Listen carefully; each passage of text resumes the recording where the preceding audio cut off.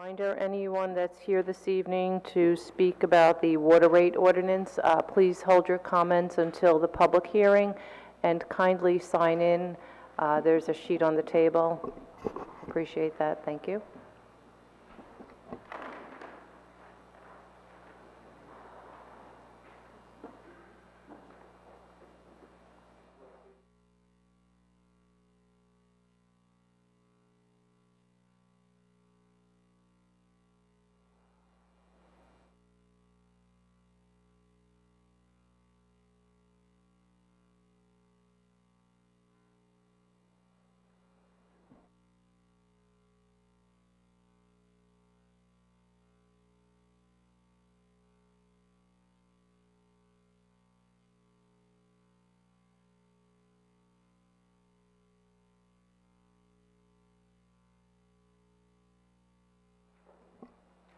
Ready?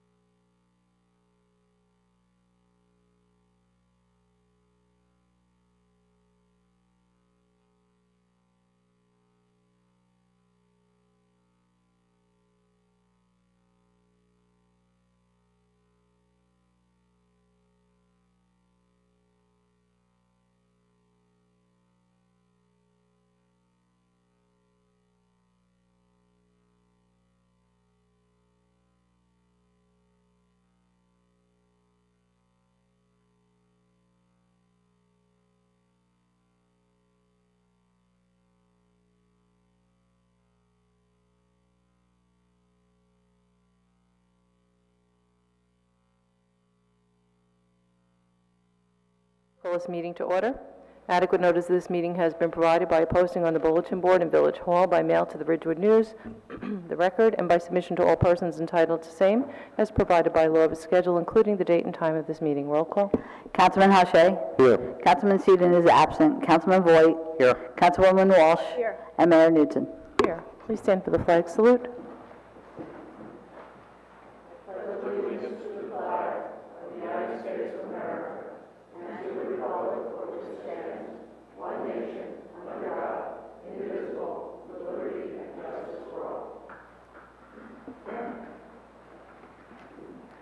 Please join us in a moment of silence for our men and women serving our nation, our first responders, and all those who suffer or are victims of senseless violence.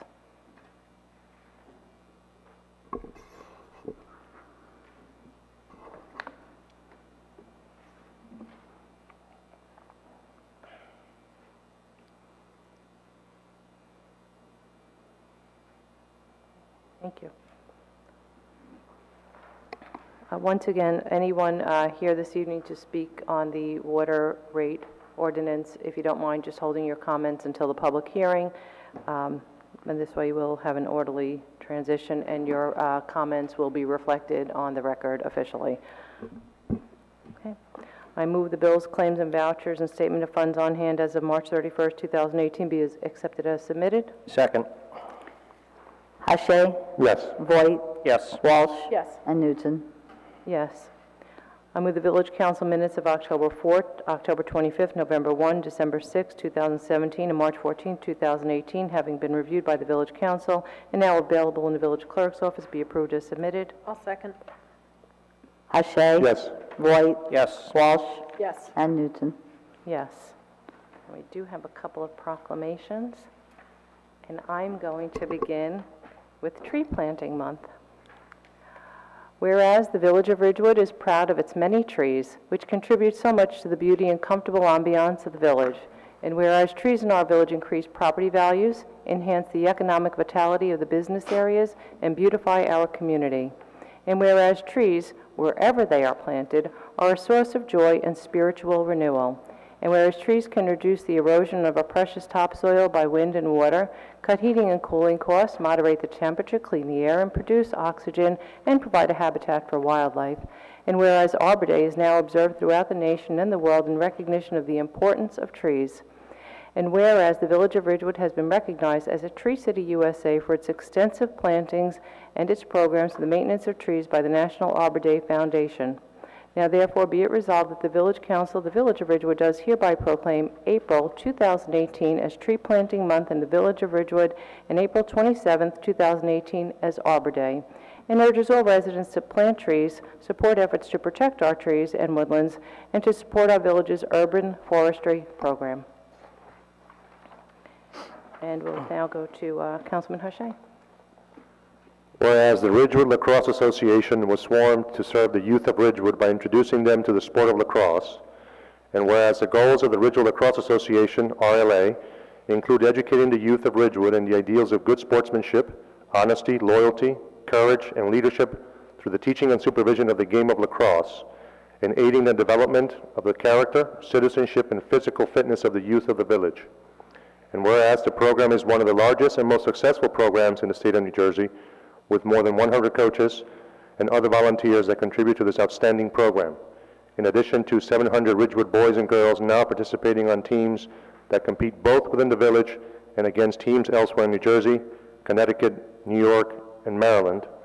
And whereas Ridgewood High School benefits from this association, as most players in the Ridgewood High School lacrosse boys and girls programs initially developed their skills in RLA programs, and whereas the RLA is a member of the New Jersey Junior Lacrosse Leagues for Boys and Girls and the Northern New Jersey chapter of U.S. Lacrosse.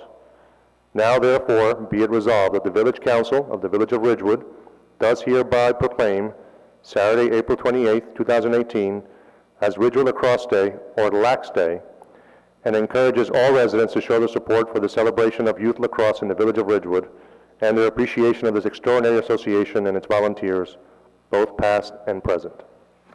Thank you. Councilwoman Walsh. Whereas water is a valuable natural resource, and whereas only tap water delivers public health protection, fire protection, support of our economy, and the quality of life we enjoy, and whereas any measures of a successful society, low mortality rates, economic growth, and diversity, productivity, and public safety are in some way related to access to safe water, and whereas we are all stewards of the water infrastructure upon which future generations depend, and whereas each citizen of our village is called upon to help protect our source waters from pollution, to practice water conservation, and to get involved in local water issues by getting to know their water. Now therefore be it resolved that the Village Council of the Village of Ridgewood does hereby proclaim May 6th through 12th, 2018 as Drinking Water Week. Right. Councilman Voigt. Whereas our village's continuing efforts to address the critical issues of safety, energy efficiency, water conservation, and resilience in the built environment that affect our citizens both in everyday life and in times of natural disaster give us confidence that our structures are safe and sound, and whereas our confidence is achieved through the devotion of village and guardians, building safety and fire prevention officials, architects, engineers, builders, tradespeople, laborers, and others in the construction industry who work year-round to assure the safe construction of buildings. And whereas these guardians, dedicated members of the International Code Council, use a governmental consensus process that brings together local, state, and federal officials with expertise in the built environment to create and implement the highest quality codes to protect Americans in the buildings where we live, learn, work, worship, and play, and whereas the international codes, the most widely adopted building safety, energy, and fire prevention codes in the nation, are used by most U.S. cities, counties, and states. These modern building codes also include safeguards to protect the public from natural disasters such as hurricanes, snowstorms, tornadoes, wildland fires, floods, and earthquakes. And whereas Building Safety Month is sponsored by the International Code Council, to remind the public about the critical role of our community's largely unknown guardians of public safety, our local code officials who assure use of safe, efficient, and livable buildings. And whereas code officials partners in community safety and economic growth, the theme of Building Safety Month 2018 encourages all Americans to raise awareness of the importance of building codes and resilient construction, fire prevention, disaster mitigation, water safety and conservation, energy efficiency, and new technologies in the construction industry. And whereas Building Safety Month 2018 encourages appropriate steps everyone can take to ensure that the places where we live, learn, work, worship, and play are safe and sustainable, and recognizes that countless lives have been saved to the implementation of safety codes by local and state agencies. And whereas each year, in observation of Building Safety Month, Americans are asked to consider projects to improve building safety and sustainability at home and in the community, and to acknowledge the essential service provided to all of us by local and state building departments, fire prevention bureaus, and federal agencies in protecting lives and property. Now therefore be it resolved that the Village Council of the Village of Ridgewood does hereby proclaim May 2018 as Building Safety Month and encourages all residents to join in participation in Building Safety Month activities. Thank you. Councilwoman Walsh. Last one. Whereas distracted driving is a serious, life-threatening practice that is preventable, and whereas distracted driving can result in injuries and deaths to all road users, motorists, pedestrians, and bicyclists. And whereas distracted driving occurs when drivers divert their attention away from the task of driving to focus on another activity instead. And whereas in 2015 alone, distracted driving-related crashes resulted in 3,477 deaths and 391,000 injuries on our nation's roads. And whereas in New Jersey, distracted driving was listed as contributing circumstance in nearly 750,000 crashes between 2011 and 2015. And whereas the state of New Jersey will participate in the nationwide Distracted Driving 2018 crackdown from April 1st through April 21st, 2018, in an effort to raise awareness and decrease driver distraction through a combination of enforcement and education. And whereas the national slogan for the campaign is, "You drive, you text, you pay." And whereas a reduction in distracted driving in New Jersey will save lives on our roadway. Now therefore be it resolved that the Village Council of the Village of Ridgewood does hereby proclaim its support, both locally and nationally, for the 2018 You Drive, You Text, You Pay Distracted Driving Crackdown, April 1st through 21st, 2018, and pledges to increase awareness of the dangers of distracted driving. Thank you. With that, we're moving on to public comment, 3 minutes per person, not to exceed 40 minutes in total. So come on up, state your name, address, and let's just be mindful if you're speaking on the water rate ordinance, if you want your comments to be reflected officially on the record of the public hearing, you might want to hold those till then. But sure. Thomas Madigan, Wyckoff, New Jersey. I noticed you just did the proclamation, May 6th to 12th, National Drinking Water Week. I know that many of residents of our town are concerned with the drinking water from Ridgewood, the water quality, and I'm just curious as to what proactive steps and programs are in place to improve the drinking water quality. Okay. Did you have a comment? It's not time for questions. It's a question. All right, well, it's public comment. Okay, thank you.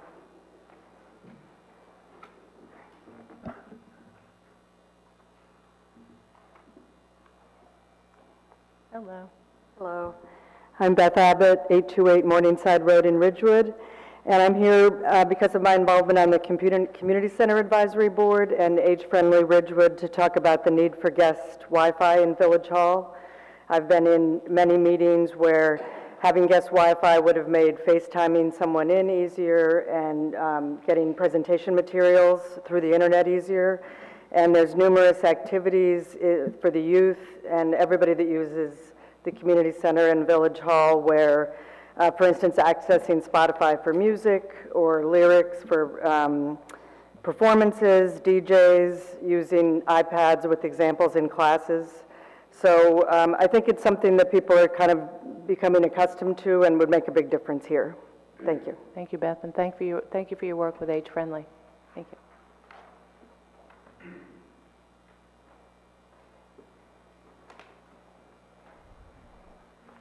Good evening.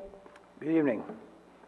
Rorick Holiday, 374 Evergreen Place. The mayor allowed Russ Forenza to speak for 4.5 minutes last time when we were only allowed for 3.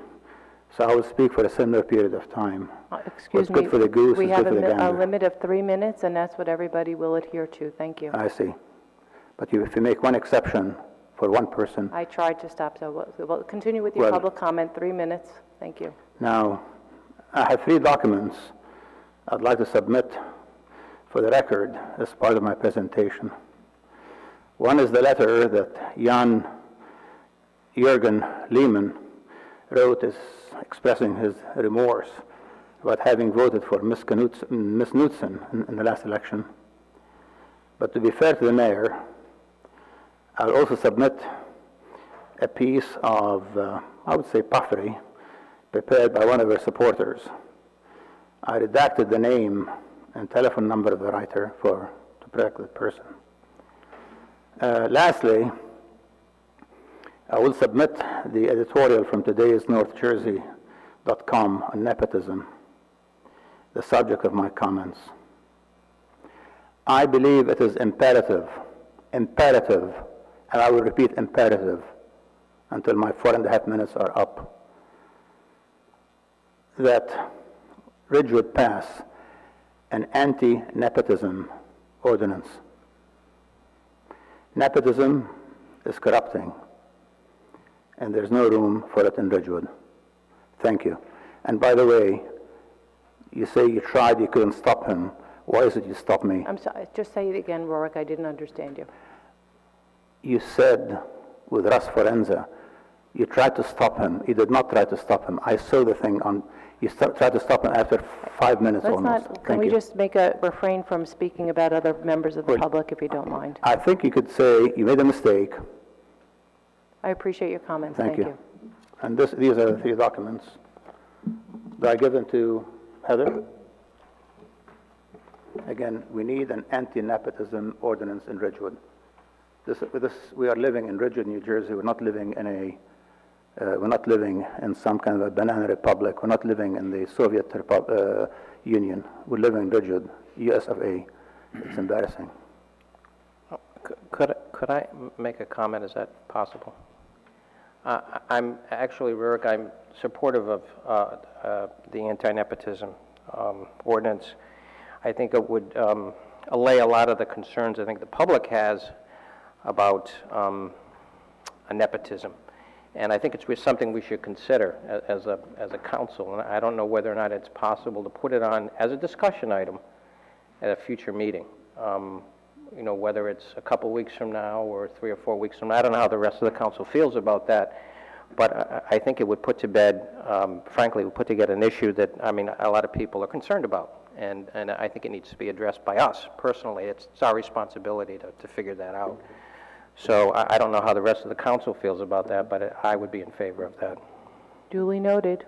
Okay, moving on.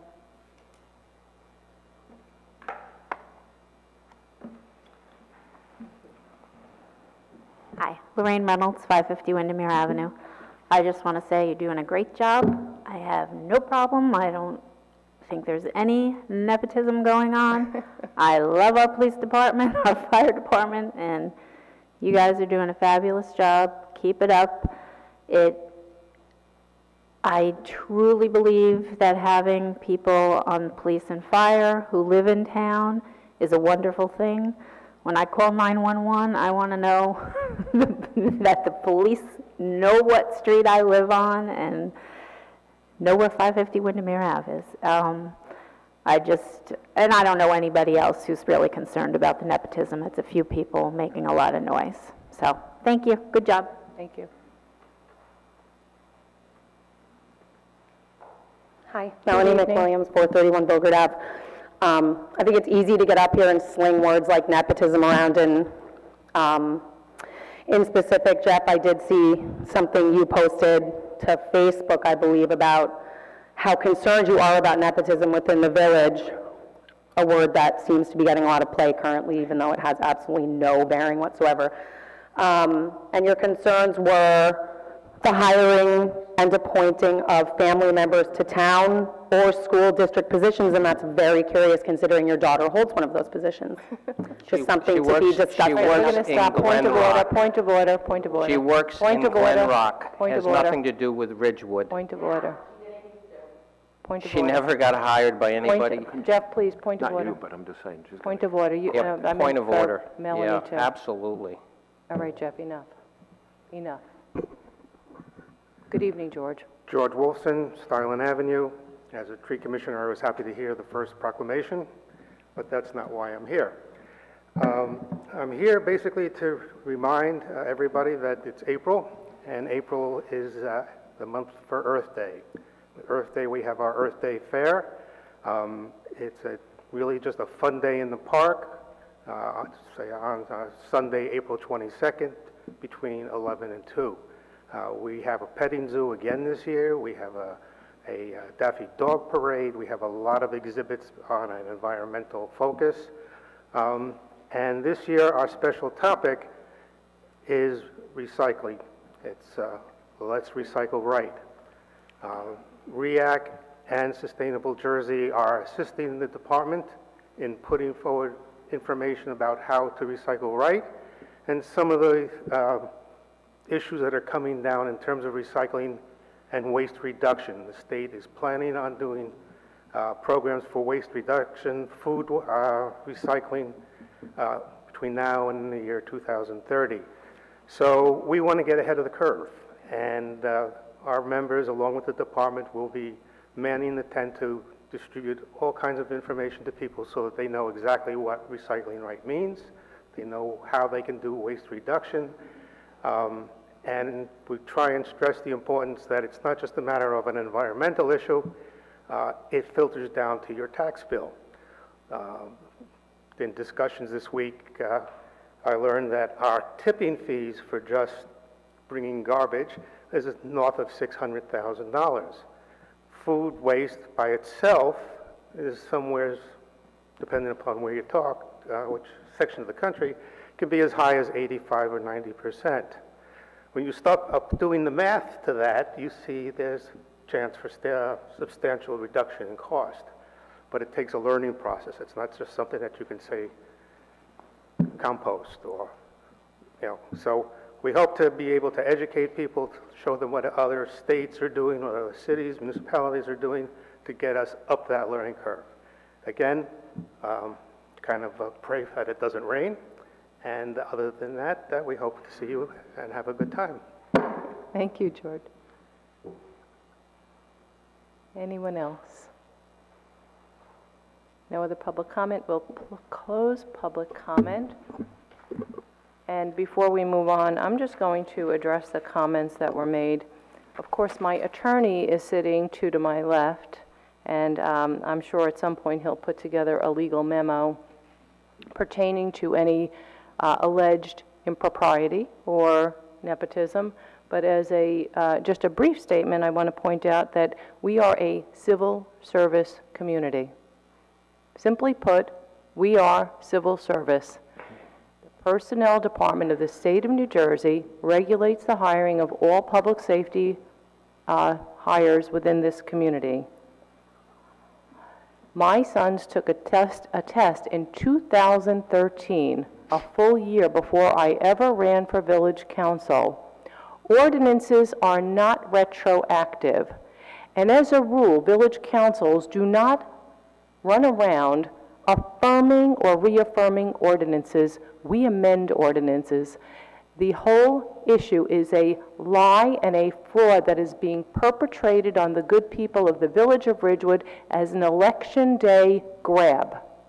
We should expect more in the village of Ridgewood. We should demand better than this incivility and this constant lying and manipulation of the truth, especially by sitting council members. It should be absolutely unacceptable and intolerable. It is disgraceful to sit up here on this dais with a member of council who would malign and defame police officers. The village of Ridgewood has no jurisdiction over the residency requirements set forth by New Jersey statute and administrative code. We have no jurisdiction to change it whatsoever. Zero.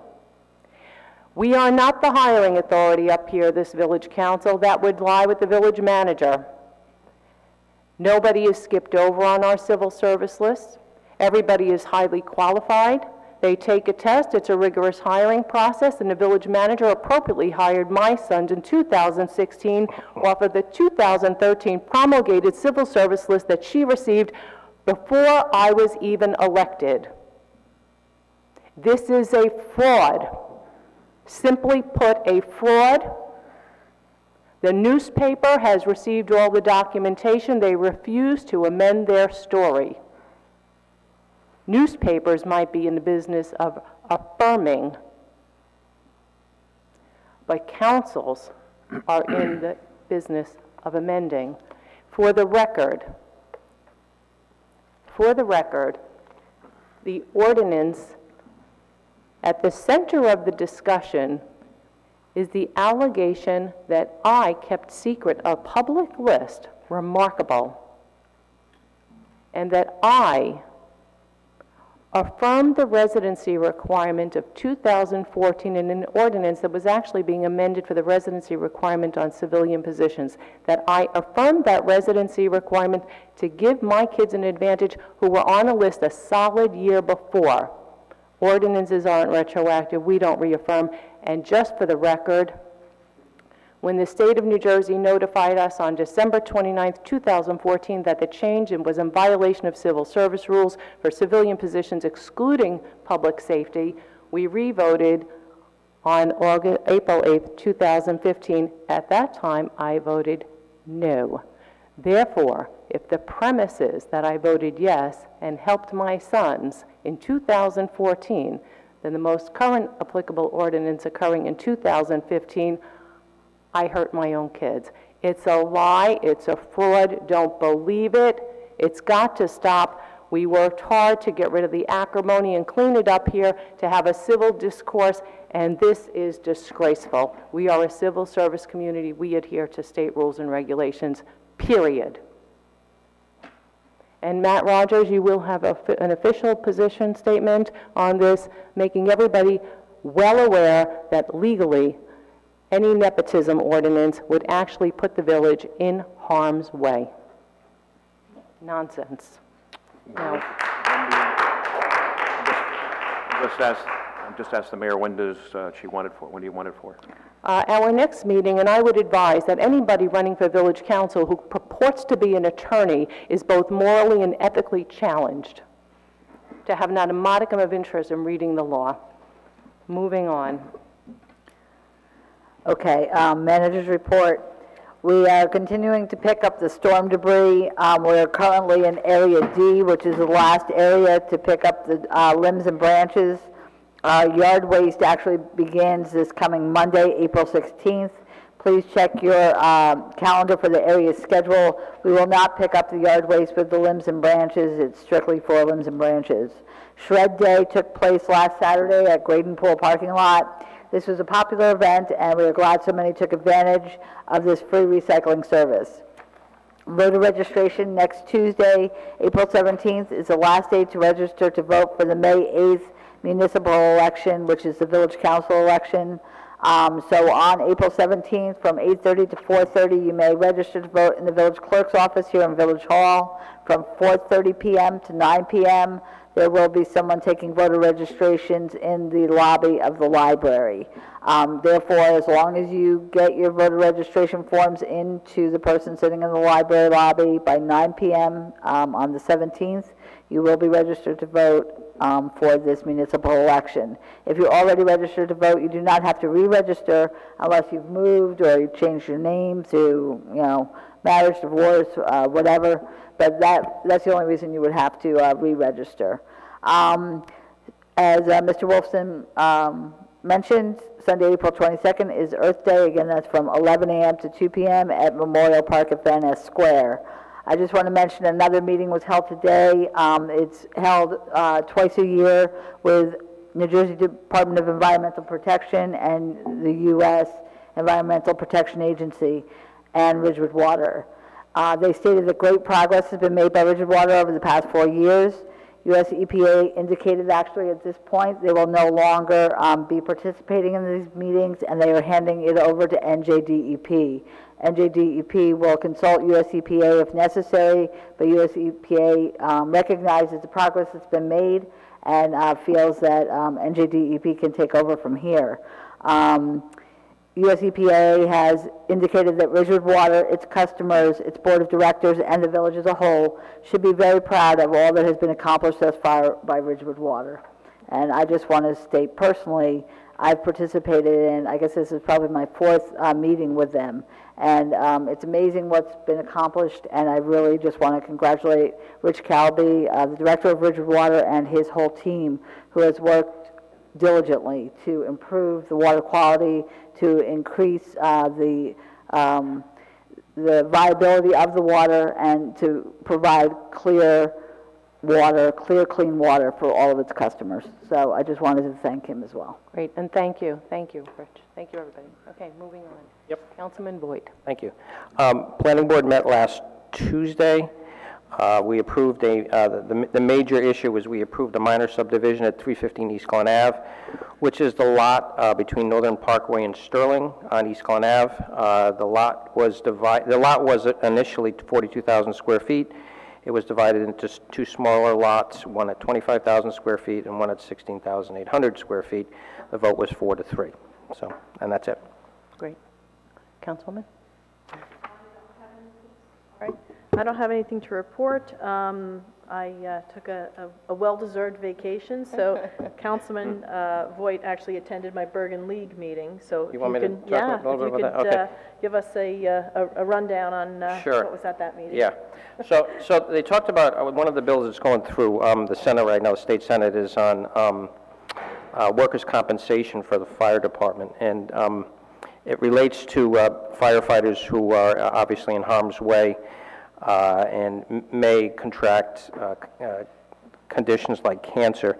Their concern is that it may significantly increase the amount of the workers' compensation for municipalities, and they are leaning towards not wanting to support the bill. So just that's just kind of working its way through the state Senate. They had a presentation by a couple of law enforcement people. One was Mike Bruno, who I think has presented before. I think you, Heather, and Jackie Luthke. Yeah, on the collaborative response graphics, which relate to the safety and security of buildings, most especially with schools. They work with special software that is actually loaded onto apps, mobile apps, where it helps a lot of the first responders know where the locations are in buildings, most especially. So if someone says there's somebody in the bathroom on the first floor, they have the graphics on their mobile app, which would allow them to understand where that is, as well as where the other first responders are. They also talked a bit about some of the simple fixes that could take place in municipal buildings to make them safer. I'm sure that a lot of this stuff's already being addressed in our buildings. There are updated policies and procedures, staff training and drills, camera systems, design features such as appropriate heights of info desks so people can't jump over them, alarm systems such as panic buttons, which we have, minimizing the number of entrances in a building, police performing random walkthroughs on various buildings to make sure that people know the law enforcement's there, proper signage, and employee badges with ID also seem to help. There was also a presentation by Sheriff Sordino, who talked about the Bergen County SWAT team. It's a group of 60 law enforcement officials who drive around 12 hours a day, 6 days a week in 2 fully equipped Chevy Tahoes, just in case there's any kind of emergency. Also talked about the opioid epidemic in this area, and some of the initiatives they've put in place, like Helping Hand, which helps some of these individuals who go into areas where they can buy drugs. Once they come back into Bergen County, the law enforcement officials will stop them, essentially say, you know, you're under arrest, but we can help you and help you through the process, and they put them into rehab, and this seems to help fairly dramatically. There was a 74% success rate in getting people into rehab with Helping Hand. And they also talked about, I guess it was 25 people they laid off on the Bergen County Police Force. And so there's less people now working on the Bergen County Police Force. So and I don't know how it's going to affect us, but that was it. So it was a good presentation. So for the opioids, there's a 74% success rate in getting them off the drugs? Getting them into rehab. Oh, into rehab. Yeah. So. Councilman Hache? Nothing to report. So I actually had nothing until I was invited to a Fancy Nancy tea party this morning at the public library with over 100 youngsters coming in, all decked out for this little tea party. It was absolutely delightful. And the library, Nancy Green, Robin Ritter, everybody did a fantastic job, and the kids just had a blast.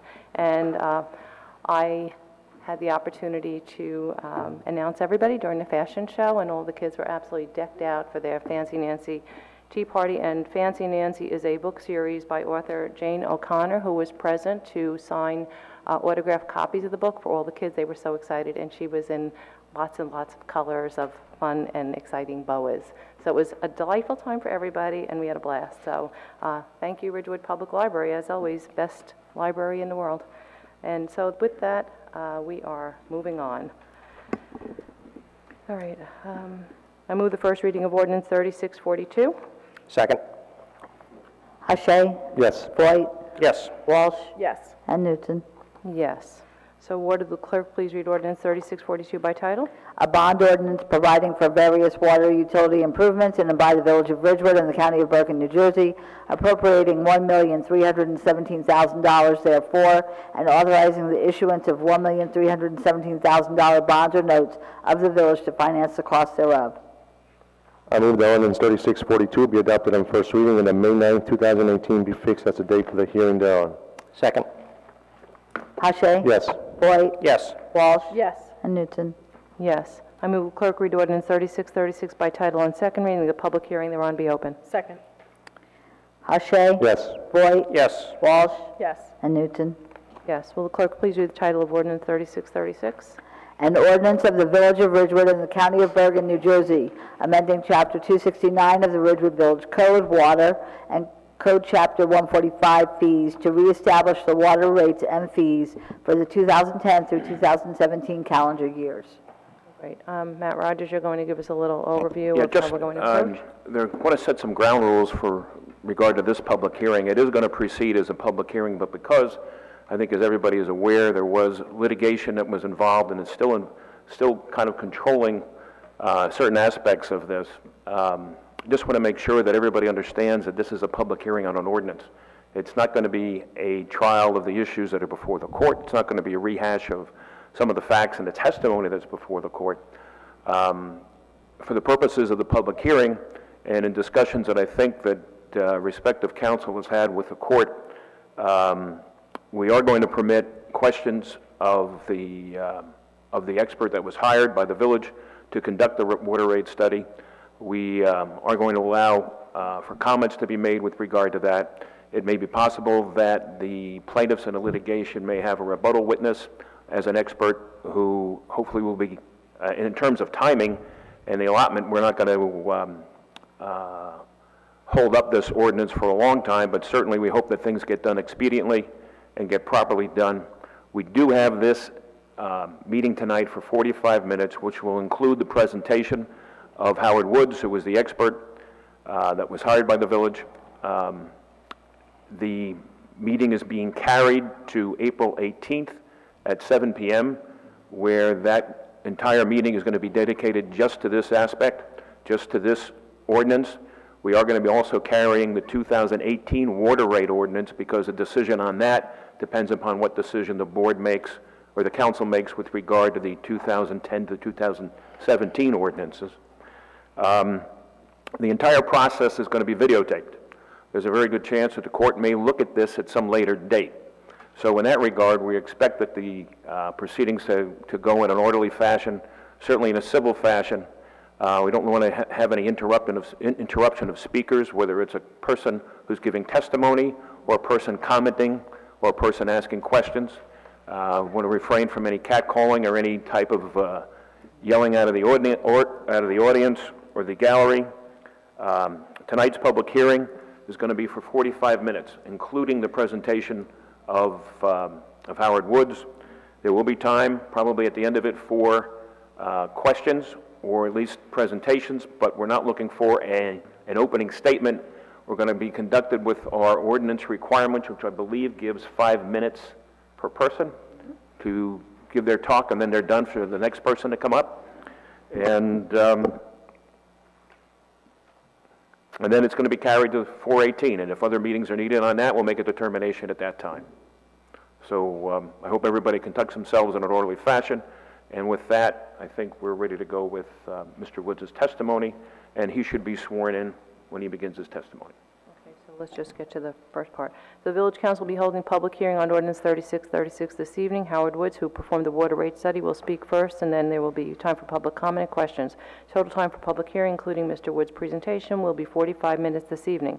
The public hearing of the Ordinance 3636 will continue its special public meeting to be held on this courtroom, Village Hall, on April 18, 2018 at 7 p.m. The continued public hearing on Ordinance 3636 and Ordinance 3637 will be the only items on the April 18th agenda. The public hearing is now open. Mr. Woods, would you raise your right hand? You solemnly swear to tell the truth, whole truth, and nothing but the truth, so help you God? I do. Very good. Moving on. Mr. Woods, if you could just begin by giving us your professional background, your educational background. Certainly, Mr. Rogers. My educational background is training in civil engineering. I have a bachelor's degree in civil engineering from Villanova University and also a master's degree in civil engineering from Villanova University. I've spent about 40 years in the water business. Since graduating with my bachelor's degree, I went to work for the United States Environmental Protection Agency in Philadelphia in Region 3. And spent 4 years in the drinking water program with EPA before moving to a consulting firm in Silver Spring, Maryland. A lot of the work that I did for the consulting firm was for government clients. The United States Navy was one of the clients that I did a fair amount of work for in terms of utility system rehabilitation and long-range planning for utility systems. I left the engineering firm in Maryland and went to work for New Jersey American Water Company. I spent about 16 years working for the company, and when I left, I was Senior Vice President of Operations for their contract operations business.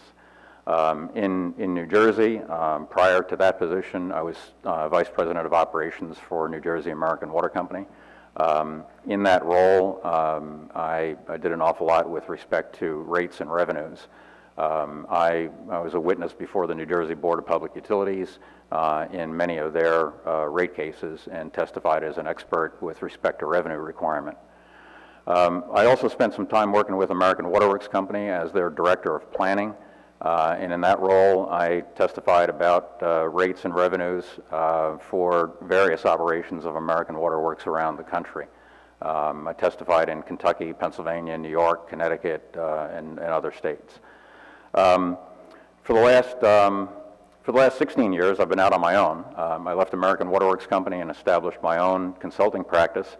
A lot of the work that I do in that practice is rate related. Here in New Jersey, one of my larger clients is the Division of Rate Counsel.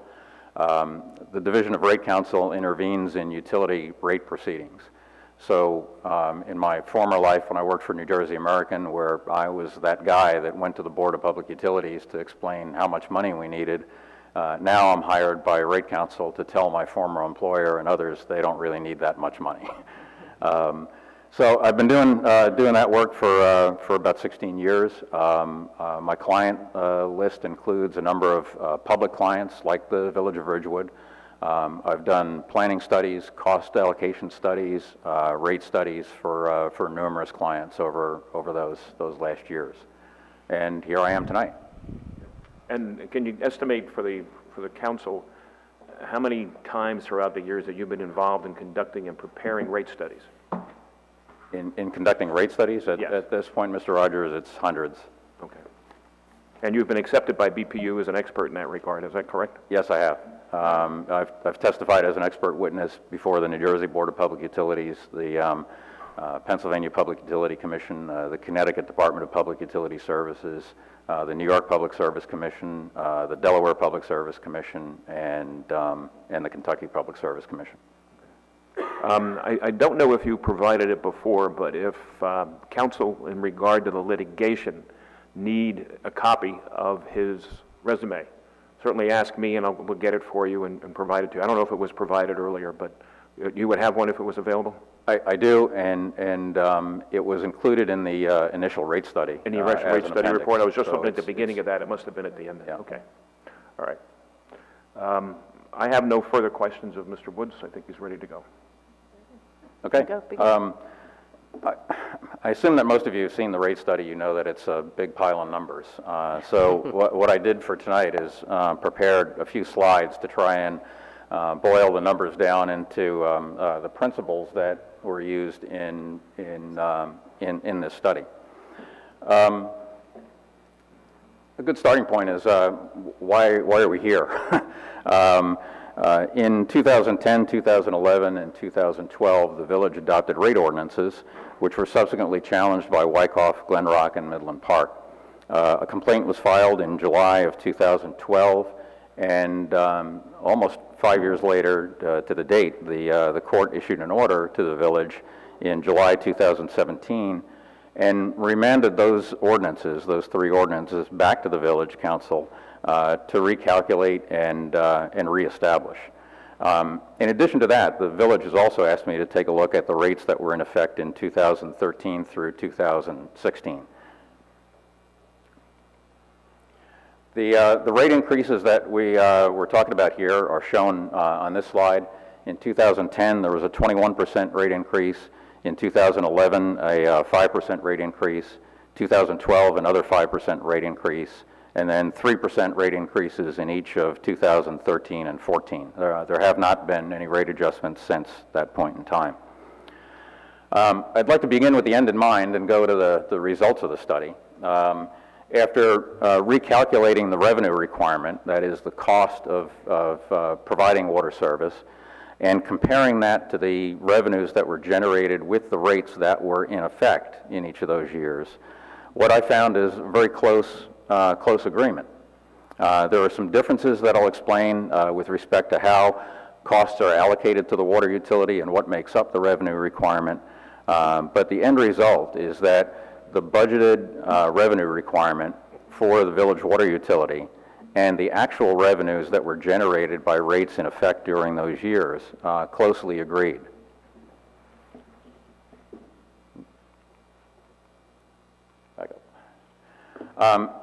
As a result of that, I developed three recommendations in the initial study and reaffirmed those in the supplemental study that covered 2013 through 2016.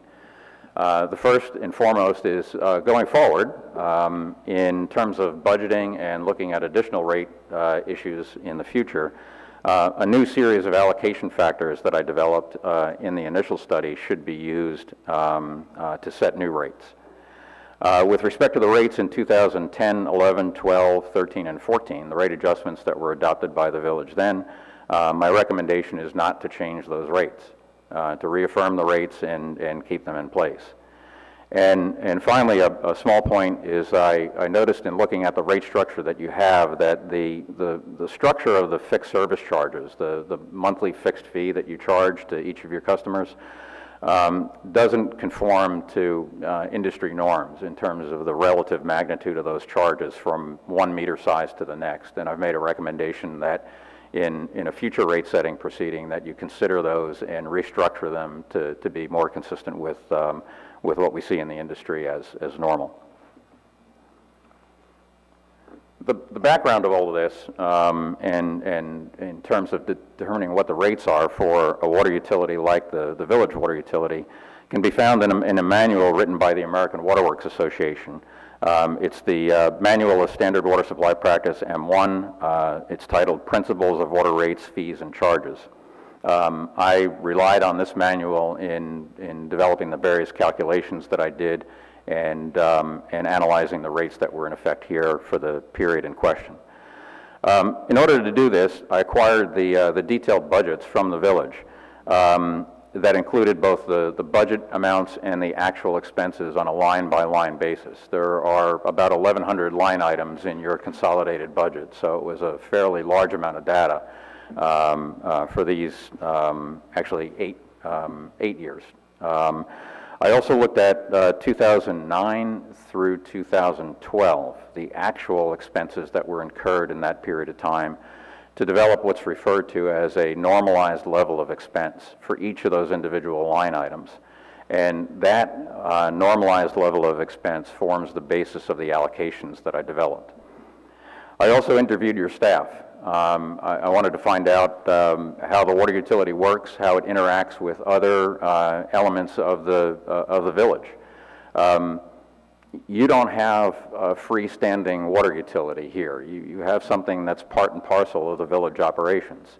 It's not like you have an investor-owned water utility like Suez, New Jersey, or New Jersey American Water providing service. You have essentially an enterprise operation for the water utility that is effectively a department of the village. That allows you to take advantage of certain things that a freestanding entity would not be able to take advantage of. Shared services, for example, that provide service to the village generally and to the water utility can be done once rather than independently by different organizations. So I spent a little bit of time interviewing the staff to try and understand what those interactions might be, what services might be provided from various village functions to the water utility, and also asked if there were any functions that the water utility provided back to the village in order to reallocate those expenses back. The next step after accumulating all the data was to reverse all of the village allocations. In your budgets and in your actual expenses, you've allocated certain costs, like a portion of the village manager's office, for example, a portion of the garage and maintenance services for the vehicles to the water utility. So the first thing I did is reversed all of those. And that left me with essentially three freestanding cost centers, the village generally, the water utility, and the parking authority. And in those cost centers, the only thing that remained were direct charges that they paid for out of their own budgets. That allowed me to identify all of the direct expenses. For example, in water, the water utility purchases chemicals for water treatment. That doesn't have any impact on any other function in the village. They purchase power to run their pumps. Those are individually metered. They get their own bill from the power utility. There's no allocation of a power bill to the water utility. On the village side, there are certain things that belong to the village that don't really have much of anything to do with the water utility.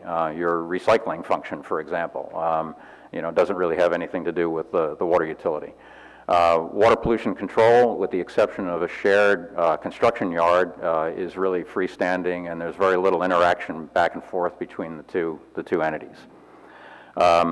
There are, however, a bunch of shared services, and those are the costs that need to be allocated between the village, the water utility, and the parking authority.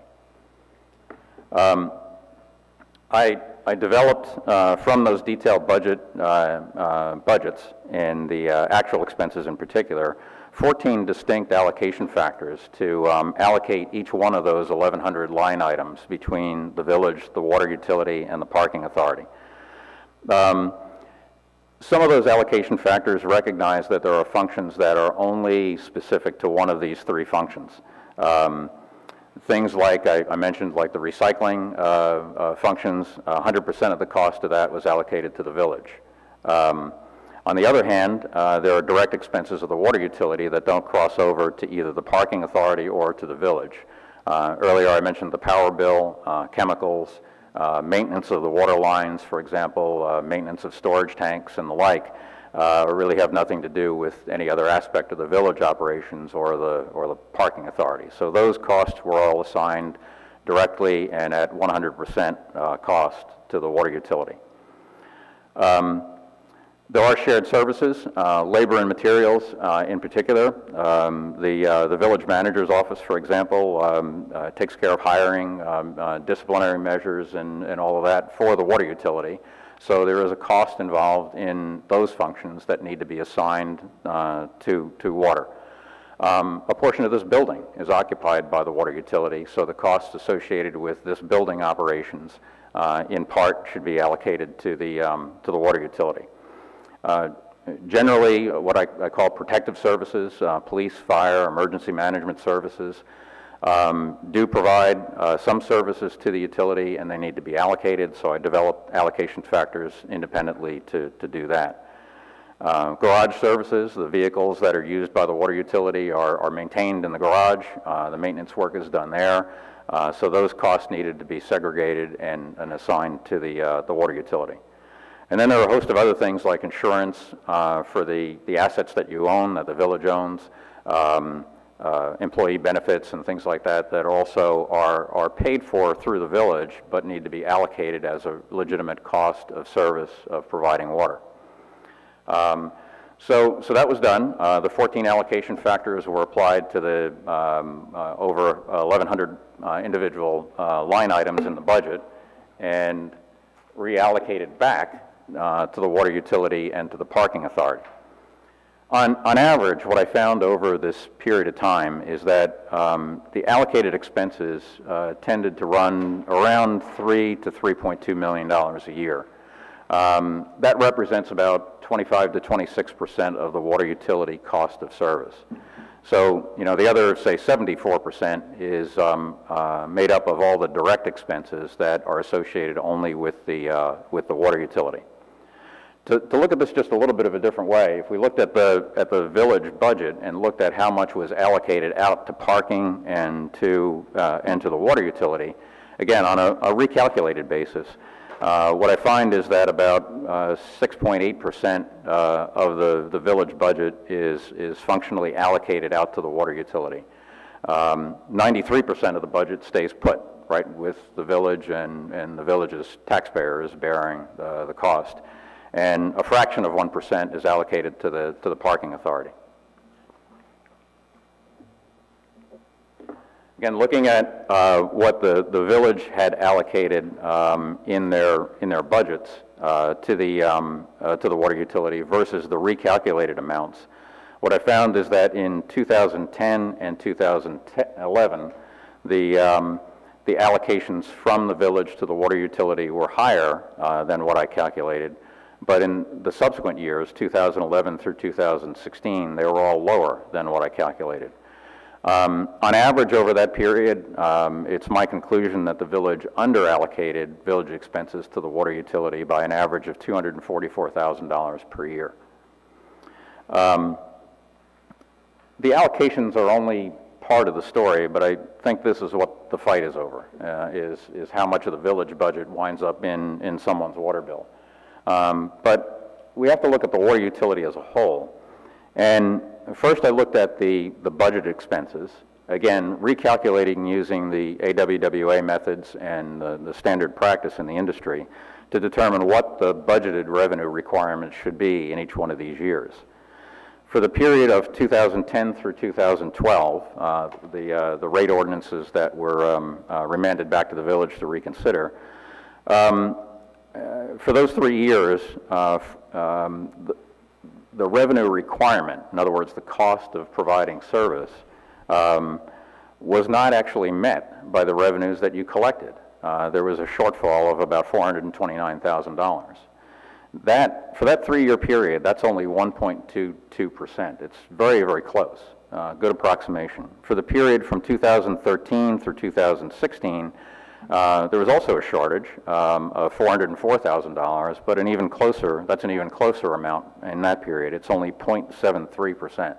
Again, there's very good correlation between the revenues generated at the rates the village had adopted over these years and the restated and recalculated revenue requirement for the water utility.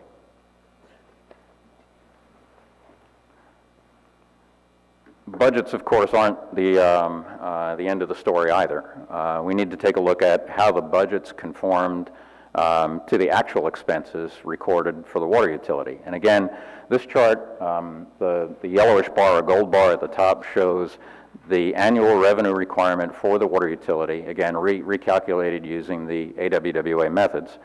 The blue line shows the actual performance of the utility recalculated again to reflect the AWWA methodology. What you can see in the first 2 years, very close approximation between the budgeted level of expense and the actual level of expense.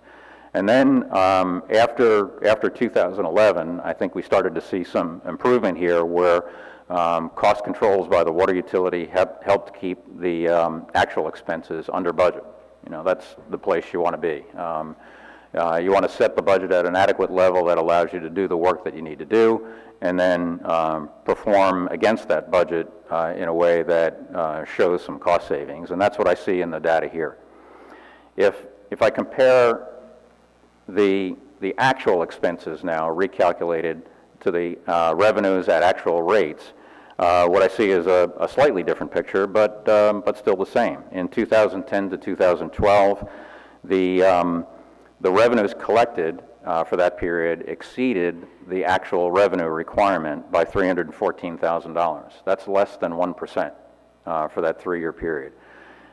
Because of this and the correlation with the budget, that is the foundation of my recommendation that the rate shouldn't be changed. There's just not a big difference here that would suggest that you need to go back and institute new rates for periods back in 2010 and later, and rebill all of your customers based on those new rates. You're close. You're very close. In fact, the difference between the budget and the actual results actually brackets the revenue requirement. Budget shows you probably should have lost a little bit of money. Actual shows that you came right in where you are. In the later years, again, because the water utility is showing that they're able to control the expenses against budget well, you started to build up some surpluses on the actual. Now again, these are all restated numbers, restated revenue requirement numbers, not the actual audited results that you have. But it's showing that if these were restated, you in fact would have generated about a $3 million surplus between 2013 and 2016. Again, you know, that's largely due to good performance by the water utility in controlling expenses. It also has a lot to do with variations in water use that is clearly weather driven. What I've seen in the actual revenues that you've recorded in your audits is that you could easily have $1 million swing in revenues from one year to the next. That sounds like an awful lot of money, but that's only 8% of your revenues, and it's an amount that can easily be accounted for by variations in water use that are weather related and weather driven. With that, I'll conclude. If there are any questions, I'll be happy to do my best to try and answer the questions. Mayor, I don't know if you want to have it open for questions right now from the council, or because we have a limited time tonight, allow comments or questions from the public and do it that way. I think we should go to the public. Okay, that's first. what I was going to suggest. Okay. So what we'll do is we're going to call up by name in order. So Councilwoman Walsh. People who signed in. Yeah. So several of you had signed in to speak. If you didn't intend to speak but had put your name down here just as a matter of attendance, just let us know. So the first person from Midland Park is Harry Shortway. You going to make any public comment? No? Second person from Glen Rock would be Bruce Packer. Mayor Packer. Hello. So I'm Bruce Packer. I'm from Glen Rock. I'm the mayor. And as I stand here today, there's actually a council meeting going on, although my council thought it might be the shortest meeting ever since I'm not there, so they might be finished. But this is the first time I'm missing a council meeting in my 3 years as mayor, because I thought it was very important to speak today on behalf of my constituents, our ratepayers, some of whom are our council members. And another thing my council will appreciate is from here on, I'm going to probably read, because I don't want to go beyond my 5 minutes.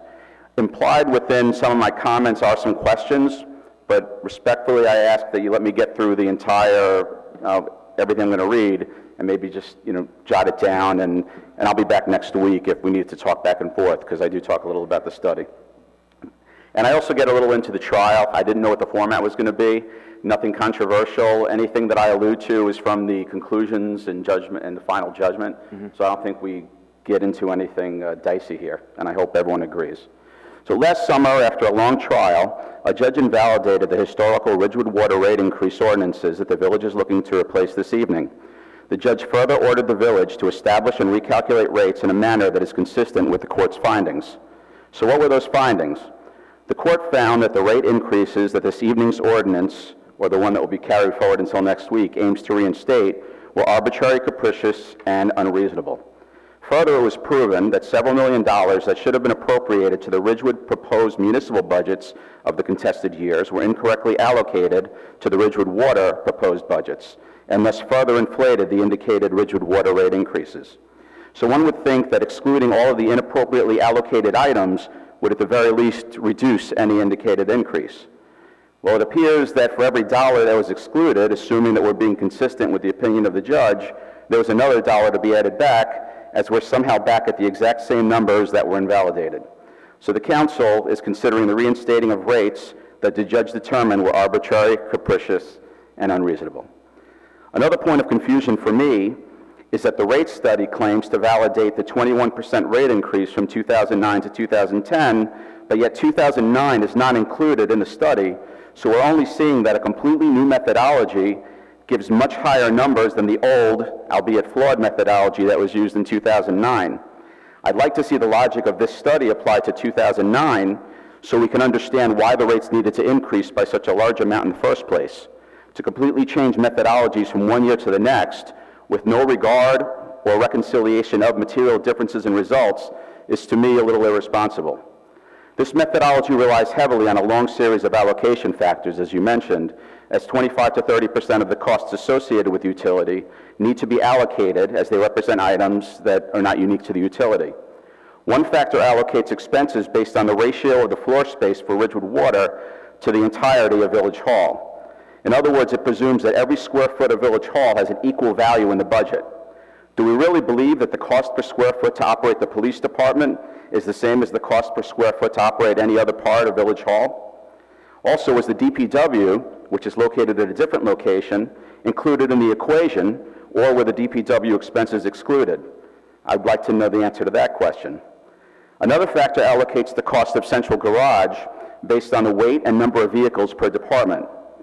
I'll just point out that the factor for Ridgewood water vehicles is actually 50% higher than that for police vehicles, so it implies that the budget for repairs and maintenance for Ridgewood water vehicles is 50% higher than that for police vehicles. Does that sound right to you? Then there's a factor to allocate the cost of village administrative and general functions, which merely uses the allocations from all of the previous factors and says that 19% of all costs should be allocated to the water utility.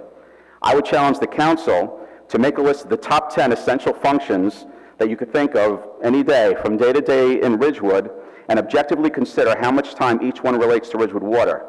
Do you find the average to be anywhere near 20%? If you approve the ordinance based on this study, I suppose that you're good with all of these assumptions and will be able to answer all of these questions for me and our ratepayers. However, I would ask the council to not be so cavalier as to ignore the judge, the 3 municipalities in which the majority of your ratepayers reside, most of whom have no idea, by the way, that this hearing is even happening, and not to ignore the obvious flaws, I believe are flaws, and you certainly can say that they're not, in the current rate study. I do hope that the council will vote against this ordinance and partner with your neighboring municipalities in ensuring that a fair and impartial study is done that is in line with the orders and the findings of the judge. Thank you.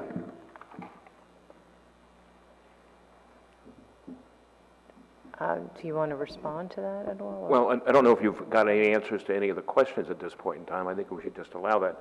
I just have a couple of comments, and again, I don't want to get into the litigation aspect of it, but I know some comments were made, and certainly acceptable that you can make them.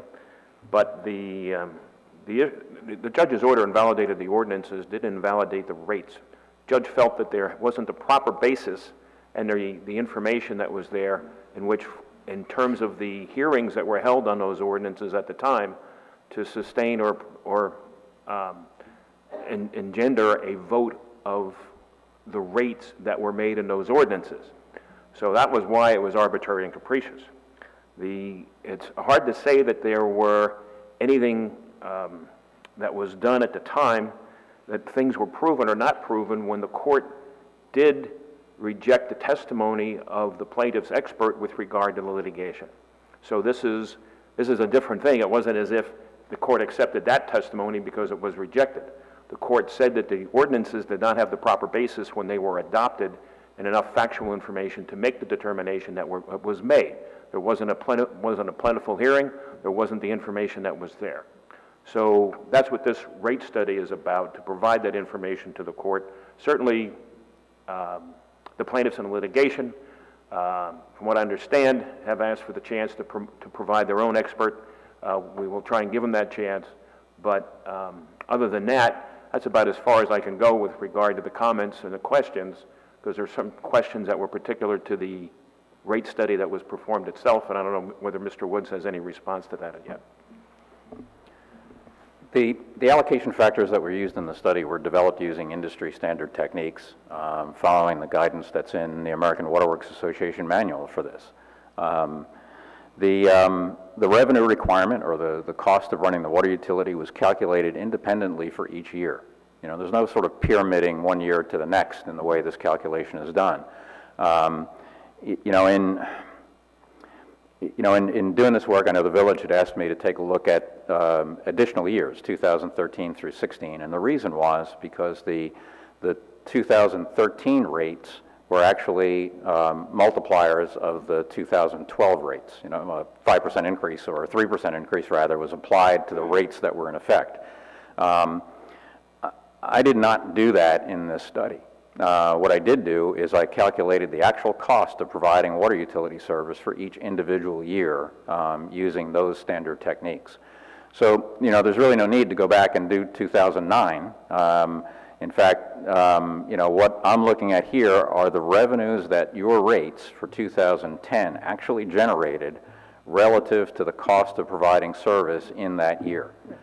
I really don't care what happened in 2009. I can look at it for you if you like, but it won't change the outcome for 2010 or any of the subsequent years. Got it. Okay. Who's next? We'll continue. Midland Park, Bob Sansone. You're going to have, okay, so I'll skip to, is that Gregory Reed? Okay.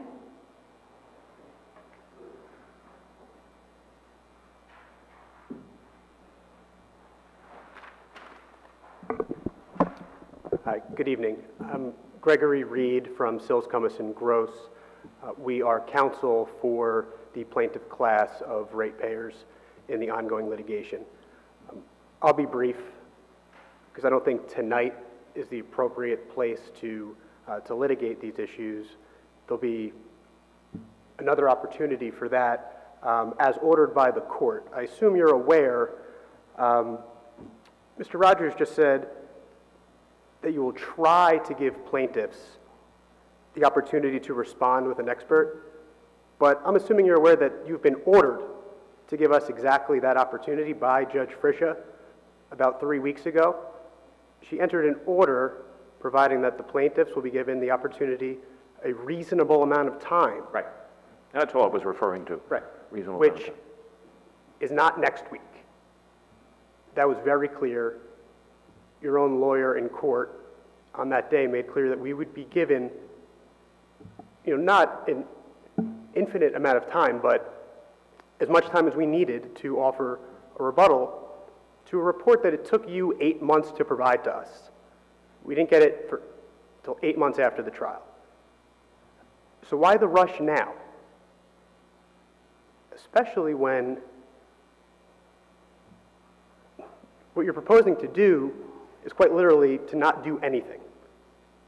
So if the end game here is to pass an ordinance that rubber stamps your frankly failed litigation positions and to get to a point where you're not going to pay a refund, we'll oppose that, but you can do that in a month, in 2 months. There's no reason to do it next week, unless you're opposed to permitting a full record to be developed.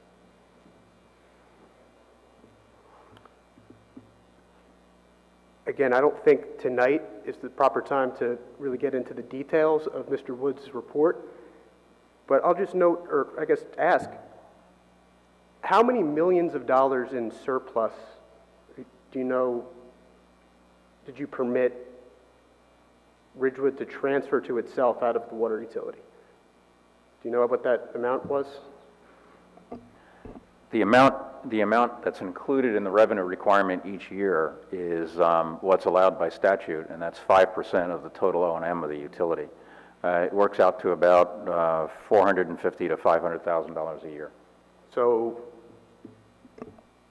do the math, but several $1 million over the span of the years you covered?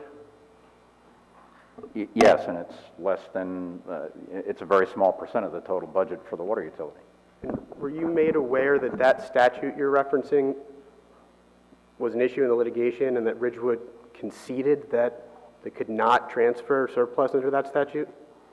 Well, I know what my experience has been for the last 40 years testifying before the Board of Public Utilities when municipal systems like the Village of Ridgewood were regulated with respect to rates to the board. That 5% was allowed as a surrogate for rate of return on equity, which a municipal system does not have. It was a way that the Board of Public Utilities found to compensate municipal utilities for the risk that they take in owning and operating a municipal water utility. I think the statute's pretty clear. The practice in applying that statute before the board was very clear, and it allows 5% of total O&M to be transferred. And that's what I included in the budgets. Again, we're not going to litigate Right, because that was... the issue, but just so we're clear, if it's found that there's no legal basis to use that statute, that's another several $1 million that needs to come back. I doubt that that conclusion can be reached given the board's practice in regulating these types of utilities. And do you know, did you notice that towards the end, the last couple of years, they started moving a lot of money into a capital projects fund that they'd never done before? I did. I'm sorry, you did? I did. And that's all included, no judgment on whether or not that was appropriate or not, and reaching a conclusion that it all basically worked out to a wash. That money I have not looked at the village's capital plans. What I can tell you with my experience in water utilities is that we're in a position where many utilities, and I assume the village is one of them, is facing some fairly significant capital requirements for replacement of infrastructure that is well beyond its useful service life. So the fact that the village was allocating dollars to a capital reserve fund for future capital improvements was consistent with what I see elsewhere and throughout the industry. Did you see any details about any of those capital projects in the budgets? I didn't look. It wasn't my charge. Okay. And again, this is the type of thing, we've retained an expert to go through, someone who's more qualified than I am, and address these issues. And we demand the opportunity at a date later than April 18th, because that's unreasonable, for our expert to appear and to be heard on these issues. So, Council, just to allay your fears, I think our concern is that it doesn't get dragged out to June or July. And that's the problem we have. We don't want to, you've had plenty of time, honestly, as the court said, you had plenty of time to find an expert. I don't know who your expert is. I don't know if you've even retained one yet. But if you're representing that you have, and you can represent us and give us a timeline, we can certainly try and work that out. So, I mean, the interest here is to try and make sure that you get that opportunity. But we're not going to sit around till June to wait for that to happen. So. I mean, I don't think, I'm just talking, that's what we're worried about, is just having this drag out that long. We have no interest in dragging this on any longer than it needs to, but we do have a strong interest in making sure that the ratepayers are heard and have an adequate opportunity to respond. Sure. And that will not happen if you proceed next week. Well, we are going to proceed next week, and people can come and comment. You can ask Mr. Woods questions. He's going to be here next week. That can certainly take place. If we can get an indication at some point along the line when you're going to have your expert ready and have that, then we can make adjustments. But again, like I said, our concern is that it's just not going to, take place in in the, in some other time. We have to try and get it done. You in fact, your counsel on this has argued that we've delayed from the judge's order the amount of time it's taken us to get this before the council. So you were pushing it, your side was pushing it as well. We want to move it along. We don't want to let it sit out and wait. We'll attempt to try and work it out together, but at the same time, it just can't take forever to happen. So Fair enough. And we want it to happen before the appellate division decides. So last question I'll have. Assuming you're right in that the ordinance as proposed is what you're going to pass, what difference does it make if it's next week or May or June? In order to develop a full record, nothing is happening. I don't think we go along that line of thinking. I think the thinking here is that there's a public hearing that's out on an ordinance at this point in time. It's going to proceed given the constraints that the litigation has placed on it, and given the fact that we're going to try and give you the opportunity to get your expert in, but we need some indication of when that's going to be ready. And I can't say there's a definitive date right now. What I'm trying to explain to you is just that we're not going to sit back and just let it happen forever. So understood. You've got to do that. So and we don't want it to go. Everybody's got to work it together. So that's perfectly fine. We're happy to do that. Just want to make crystal clear that next week cannot possibly be the end point. More than likely, it's not. Yes, I would agree. It's not going to be the end. Well, more than likely is unacceptable. We'll go to the court if we have to. Yeah. Understandable. Okay. Just for the record, you've already retained an expert? We have. And how far along in the process are they? I can't make. I'd be when did you retain your expert? I don't know the exact date, but it's within since we received the final report, so post March 8th, March 9th. So okay. So within the last month. So within the last month. So presumably your expert has at least some work accomplished, and you would be able to give a firm date as to when your expert might conclude their study. I mean, it would just seem reasonable that you must have a timeline. Sure. And again, we'll work with you on a timeline, and I can talk with your counsel about figuring something out that's reasonable and acceptable for everyone. So we're going to proceed, but I think previous commitments. Yeah. April is not realistic. Okay. Good. Thank you. So we had a couple of other individuals. Timothy Shanley, were you going to speak? Okay. From Wyckoff? Yes, hello. Timothy Shanley from Wyckoff. I sit on the Township Committee as an elected official. I'm here on behalf of my constituents who are ratepayers of Ridgewood Water. I want to just remind you that, in my opinion, you all have a fiduciary duty to Ridgewood Water's customers, which are Midland Park, Glen Rock, Wyckoff, and Ridgewood customers. I was present when Judge Frisha issued the order about the hearing. She expected it was going to be a full hearing subject to cross-examination by our experts and our attorneys, and that there would be full time provided. And at no time during that discussion was April 18th listed, or even April 11th listed as the date that it would be the public hearing. She expected it to be. Oh, April 11th was the date that was given that your counsel tried to enjoin us from proceeding. So you knew about the April 11th date. The April 11th was going to be the second reading, which is today, right. Which is exactly. We did know about that, but at that hearing, it was specifically referenced that there was not expected to be a vote that night, and that the hearing would continue, and it would continue as long as it needed to in order to establish a full record, because Judge Frisha said, I would expect the next day I would have an order to show cause on my desk, and I don't want that. And she specifically said, I think this has to be a full hearing, and it has to be a record. I'm not going to enjoin it until I look at the record, and I need a full record. And if I don't have a full record, well, then I got a problem. And she also, requested that we all meet and try to have a mediation again with Judge Doyne, which I think is an appropriate thing. I think sitting down and trying to resolve this as opposed to trying to have a full-blown hearing and wasting money on rate We studies. spent a lot of time and a lot of money sitting down with you to mediation. I don't think we ought to go there. I don't think we ought to go there years. because of the So way that was acted. So the I've way the only been here for 2 parties years. acted, so. I was appointed to fill Kevin Rooney's seat, and then I won re-election for the one-year term. So I'm new to it, so I don't know who was involved with that before, but I think Judge Friscia, again, said, you guys should sit down with Judge Doyne, and I think all of us would love to sit down again and try to resolve this. And I know your counsel from McManaman in Scotland was supposed to come back and talk to you about it, and I haven't heard anything on that.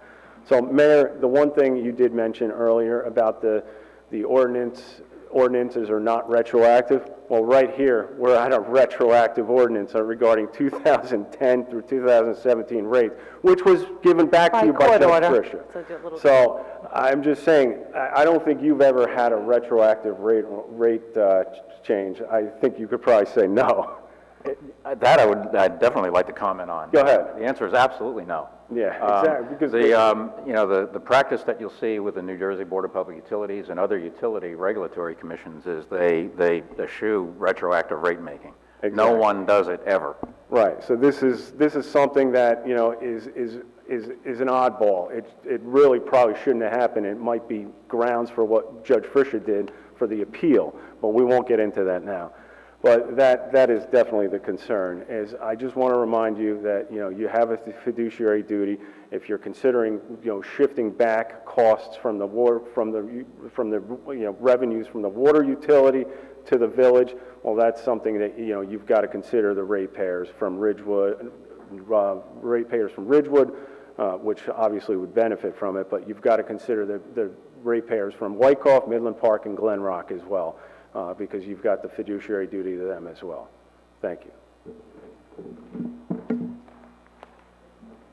We're just about at time. I don't know how many more people we have. We have 2 more people. We have Thomas Madigan. Were you going to speak again?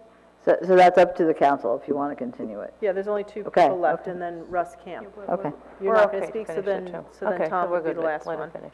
Go ahead, Tom. Tom Madigan, Township Committee Member from Wyckoff. If I'm hearing this correctly this evening, if the recommendation is that the rates don't need to be changed, then how do you explain the millions of dollars in surplus that's been generated since 2010? I'm just concerned that this is really nothing more than a sham.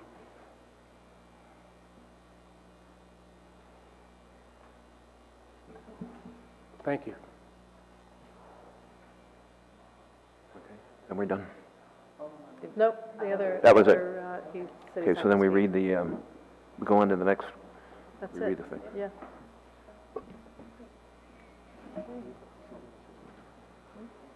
Did you have anything else that you wanted to add to that? Just a comment on the Yes, on the I question thought, about the I about the felt that you might surplus. want to. If we focus in on the 3 years in which the rate resolutions were remanded back to you, whether we look at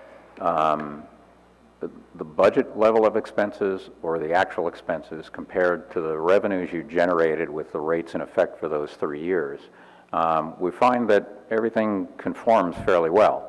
On a budget basis, you actually should have had a shortfall. With the fact that you control expenses below budget, you turn that shortfall into a slight surplus, but it's less than 1% of the revenue requirement for those 3 years. After 2012, when you start looking at the difference between budget and actual expenses, what I see is a growing spread. And I don't take that as a negative. What I see is that you established a budget that, relative to the rates that you had in effect, was fair and reasonable. It's not like someone inflated the budget and then all of a sudden magic happened and you had a pile of cash left on the table as a result of collecting water bills. You established a budget that fairly puts the revenue requirement for the water utility in the context of the rates that you have to charge. You charge those rates, and while you were charging them, you know, the guys and gals that run your water utility were able to control expenses. And you shouldn't punish them for that. That's what you want them to do. The exercise of setting rates is not like what we're going through here. You know, we're always looking prospectively when we set rates for a utility.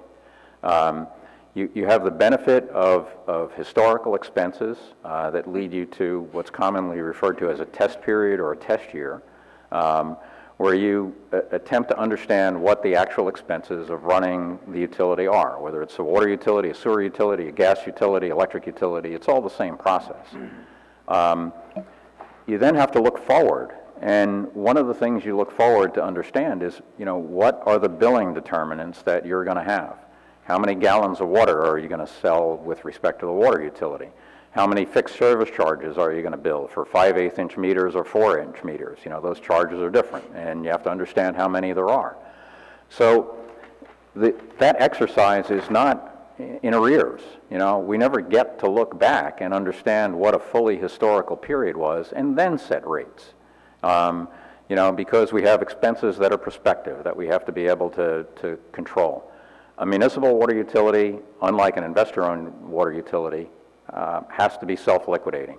You know, an investor-owned water utility actually can lose money. You know, they can lose money for their shareholders, and that does happen from time to time. But a municipality has a different standard. You have to be self-liquidating. Your rates have to be set at a level that reasonably gives you the opportunity to recover the cost and the full cost of running the water utility. In your case, because you have a water department, an enterprise fund that the village runs, you take advantage of the fact that you have shared services. You don't force the water utility to go out and have its own purchasing department and hire its own people to do that and incur its own cost. You split up Heather's time, basically, and some of her staff. So that all factors into how you've budgeted and what your actual performance is. So if I look at the later years, what I see that drives the surpluses are two things. One, good performance in controlling expenses against your budget, and variability of demand and water sales. If I take apart your budget on revenues and take a look at where the money comes from, what I find is that, you know, miscellaneous charges are very small. It's about 2% of your total revenue budget.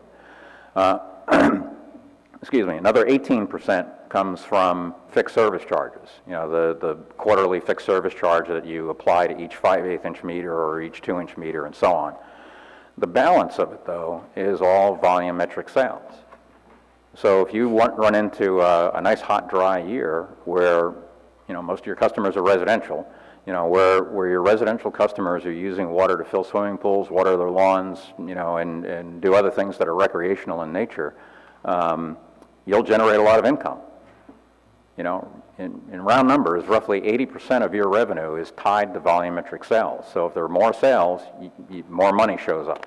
And what I saw in looking at the actual revenues that you collected, it's not unreasonable to see $1 million swing in revenues from one year to the next, simply because it was hot and dry one year and wet and cool the next.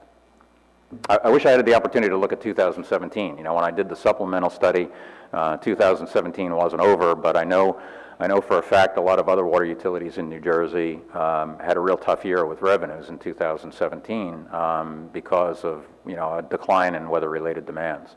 There were some big downward changes in revenues because of that. Thank you. Thank you. I move the public hearing on ordinance 3636 be continued to April 18, 2018 at 7 p.m. I'll second. Hache? Yes. Voigt?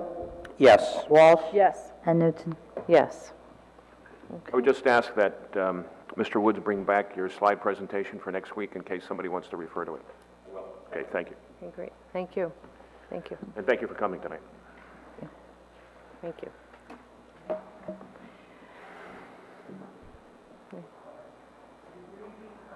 Oh, I'm sorry. soft voice, sorry. 7 p.m. Yes. 7 p.m. next week, right?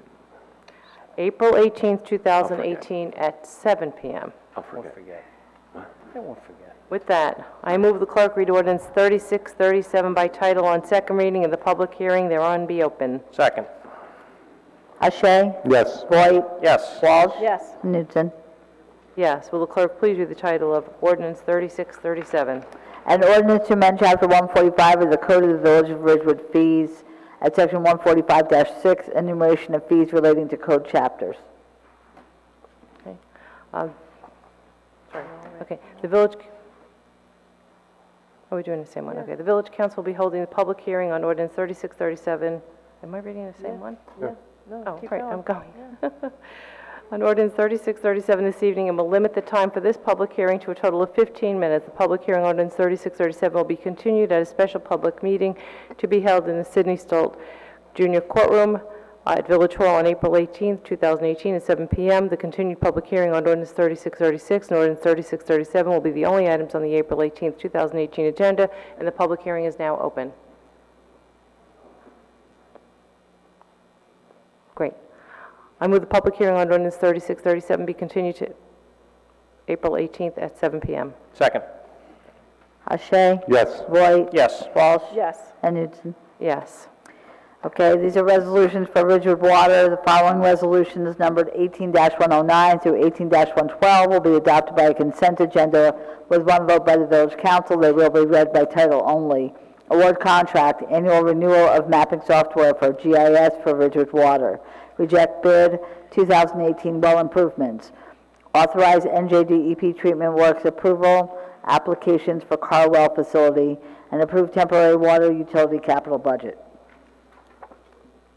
May I have a motion? So moved. Second. Ashay? Yes. Voight? Yes. Walsh? Yes. And Newton? Yes. Okay. I move the first reading of ordinance 3643. Second. Ashay? Yes. Voight? Yes. Walsh? Yes. And Newton? Yes, so would the clerk please read ordinance 3643 by title? An ordinance, calendar year 2018, 3643, right? Yep. Calendar year 2018, ordinance to exceed the municipal budget appropriation limits and to establish a cap bank, NJSA 48:4-45.14. I move that the ordinance 3643 be adopted on first reading and on May 9, 2018 be fixed as a date for the hearing thereon. I'll second. Ashay? Yes. Voight? Yes. Walsh? Yes. And Newton? Yes. I move the first reading of ordinance 3644. Second. Ashay? Yes. Voight? Yes. Walsh? Yes. Newton?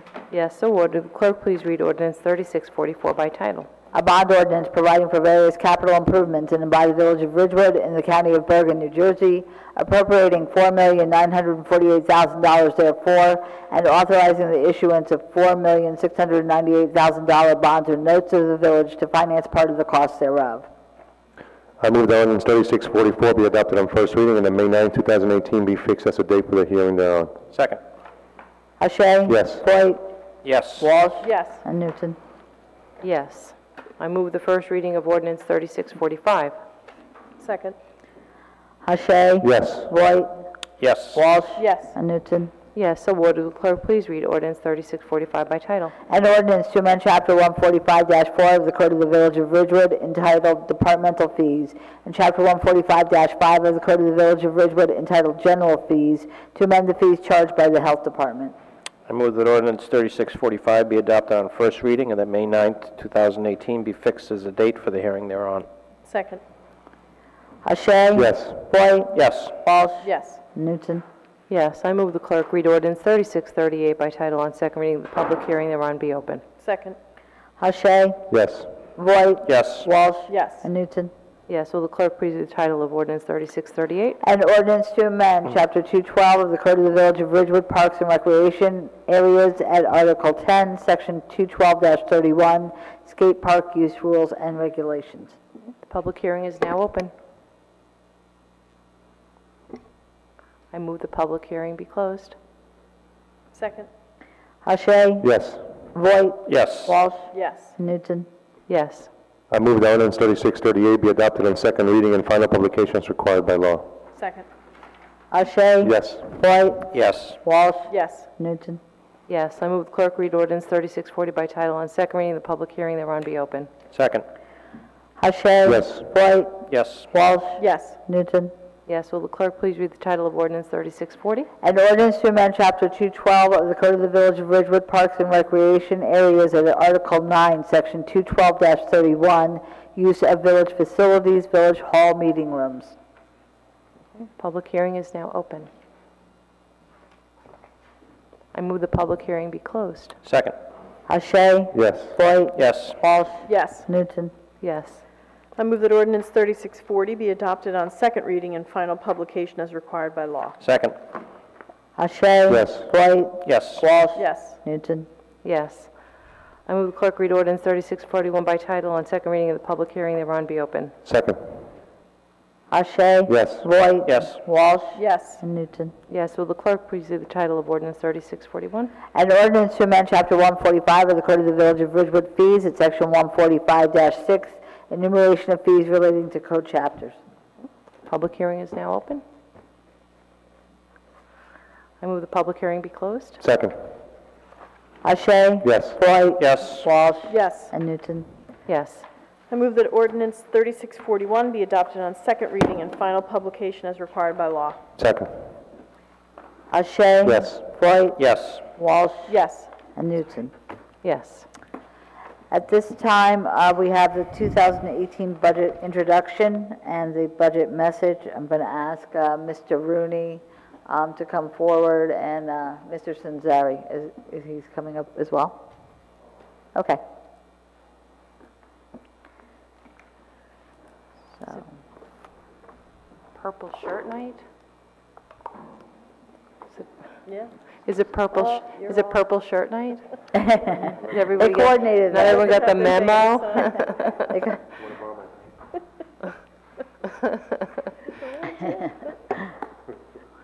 Purple shirts. So there are some handouts on the side for the public. If we tried to make this font as big as possible so everyone could see. What I noticed as we ran through it, if you can't see it up on these monitors, if you look at the one at the side, it is more visible, I think, for whatever reason. We're going to go through various general topics. I don't think I need to read them, so we'll start now. The budget process itself, it begins in October. There are several rounds of internal reviews that are held with the department heads. This is held with our CFO and our treasurer. The objective was to provide the best possible numbers and to and various alternatives to the village council. Emphasis was on operating efficiencies as well as customer service improvements, investment in people, process and technology. Budget reviews, then let me just say further, after that, the departments met with myself, the CFO, and the treasurer, and then we brought the budgets closer to what we wanted and needed, and then the CFO and treasurer met with the department heads one more time for the big departments to try to get the budgets down to the most efficient possible. The budget reviews with Village Council were designed to elevate the dialogue to include strategic as well as daily operations. Operating budgets as well as capital budgets were discussed for the village, water utility, parking utility, and the public library. Various sessions were held with the Village Council. We had 3 Friday night meetings and 1 Wednesday night meeting.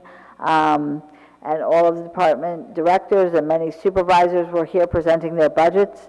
Our final session proposed the water, parking, and capital budgets in addition to general water and parking operating budgets, and we determined the proposed municipal tax rate. 2017 accomplishments and highlights include the fact that we won the Innovation and Governance Award for outsourcing the crossing guards. We received silver certification from Sustainable Jersey. We filled 3 available firefighter positions. We replaced the 1989 fire pumper. We obtained safety and health recognition program status for the fire department, completed the new police scheduling system, completed police career accreditation requirements. We filled 2 positions in the police department. They're up to the staffing levels they were prior to the 6 police retirements in 2015. We enhanced grading facilities. We enhanced the village website. We finalized the e-ticket program, which has made a huge difference in our municipal court. We adopted aggressive capital budget to replace failing trucks and vehicles.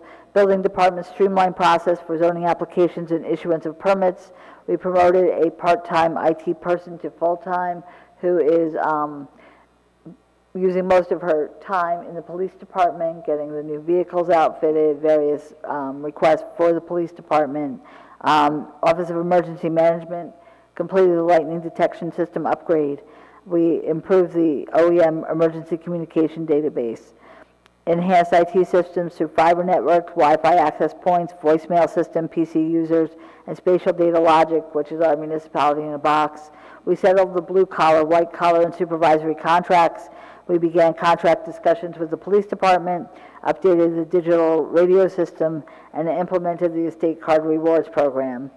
We also hired a grant writer, resurfaced 3.125 miles of roads, 3,120, what is it, 3,001, I'm sorry, 3.125 miles of roads, planted 117 trees, reestablished in-house maintenance for the village vehicles. This is important because at one point we were outsourcing a lot of our maintenance for our vehicles, and by bringing it back in-house with experienced mechanics, once again, it has saved us money. And we enhanced the CBD aesthetics with various things like plantings, banners, and snowflakes. In Ridgewood Water in 2017, we completed the installation of corrosion control systems. We rehabilitated the aqueduct storage tank field, began new capital improvement plan, hosted public forums on conservation, completed US EPA administrative order and groundwater under the direct influence of surface water monitoring program.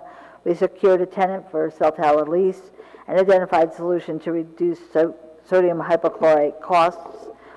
2018 goals include the fact that we are establishing shared services agreements with the Ridgewood Board of Education and Washington Township for vehicle maintenance and repairs. We're going to try to establish credit card usage for the municipal court and the health department, where this can be done at the window. Right now you can do the municipal court online, but we'd like to be able to do it at the window as well. We want to document our IT policy and usage. We want to update the design and content of the OEM website, hire a full-time person to support the water IT system. We're going to negotiate both the police and fire contracts this year, solicit designs for the new parking garage on Hudson Street, and partner with Bergen County for the upgrade of traffic signals and intersections. We're also upgrading the HVAC and security system here at Village Hall. We're hoping to start hosting e-ticket platform for other municipalities. We are developing a school resource officer program with the Board of Education. We're going to be resurfacing tennis courts and returning them to service, replacing the turf field at Maple Park, once again returning that field to service and being able to use it for our summer camp as well as various sports groups. Resurfacing approximately 7.5 miles of roads. We're going to enhance the sound system here in the courtroom, replace the public safety vehicles and equipment, update the SCADA system at the Water Pollution Control Facility, and we introduced the Burbio app already. In water, we're going to enhance communications on public education about conservation, enact new related ordinances for all uses, continue compliance with all US EPA and NJDEP orders, restructure customer service and public relations in the water department, complete the construction of the car treatment facility, improve infrastructure, complete sewage water quality study, begin Passaic Valley Water Commission water quality study to assess feasibility for water purchases, create a coalition of municipal utilities, which it goes hand in hand with us hiring a lobbyist for Ridgewood Water to coordinate our efforts to participate in legislative decisions affecting water quality. We have some risks in 2018 in the general budget. It's negotiation for the new police union contracts, defensive tax appeals and appraisal costs, police overtime, stabilizing the infrastructure, and one-time revenues. In the water department, the risks are the weather conditions always, stabilizing the infrastructure, and compliance with new water quality regulations. In the meeting that we had today with the US EPA and NJDEP, they are saying things are changing almost weekly. And even the NJDEP is amazed by the changes that are taking place and the amounts that we have to measure of some contaminants down to such minute particles. So at this point, I'm going to turn it over to Mr. Rooney, our Chief Financial Officer. Thank you. So 2018, we have some contractual obligations that are included in the 2018 proposed budget. Our salaries are approximately $19.2 million based upon contractual commitments. We have pension of $3.7 million based upon billings that we receive from from Trenton. Our health insurance is almost $6.8 million, and our terminal leave is approximately $400,000. Of these obligations represent about almost 60% of our operating budget for 2018.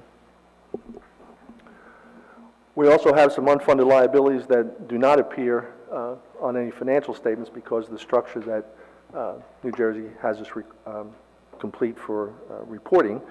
We have compensated absences of approximately $6.6 million. We have retirement expense for 3 confirmed retirees that started in 17 through 19 of almost $556,000. And we've established a terminal trust fund to put money away for rainy day to compensate for some of these retirees as we move forward. The proposed operating budget is $50.1 million. Our net general capital budget is $7.2 million for general capital, and we are proposing a 0.99 municipal tax increase for this year. That would result in a $78 annual increase on an average assessed value home of $700,637.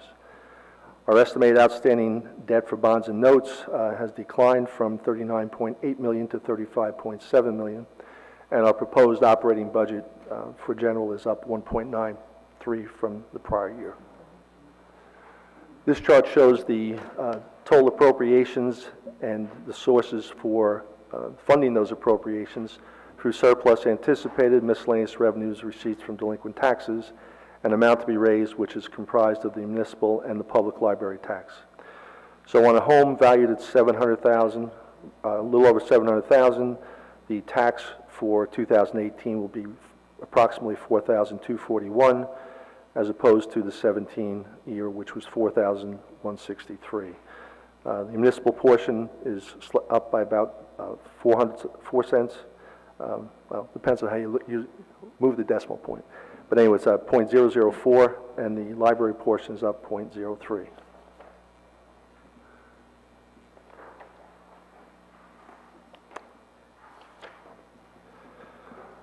So this slide shows the revenue changes from what was budgeted in 2017, what was realized in 2017, where we had excess and deficits, and what we recommend for 2018. So under the surplus anticipated, we're going to increase the anticipated amount by approximately $100,000. Miscellaneous revenues are up approximately $668,000. Receipts from delinquent taxes, we have a reduction based upon the statutory calculation of how we have to arrive at that. And our amount to be raised is up approximately $543,000.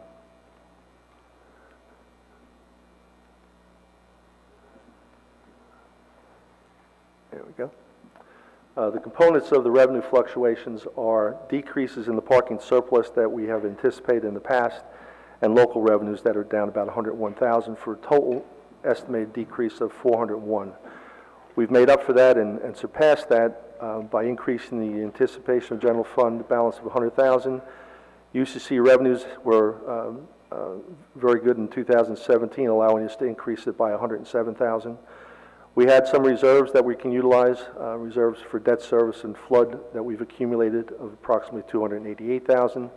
We have recycling trust funds that we have been holding for to be used for helping our balance our budget by $150,000. Fines and costs are up $223,000, and sewer plant discharge fees of $62,500, and interest on investments as a result of the prepaid taxes that we were able to invest some money in and help out brings us to $1,070,000 for a net increase of $668,000 over last year. Next, you see a source of funds, which is surplus. This is a comparison of the surplus balances that we've had since 2012.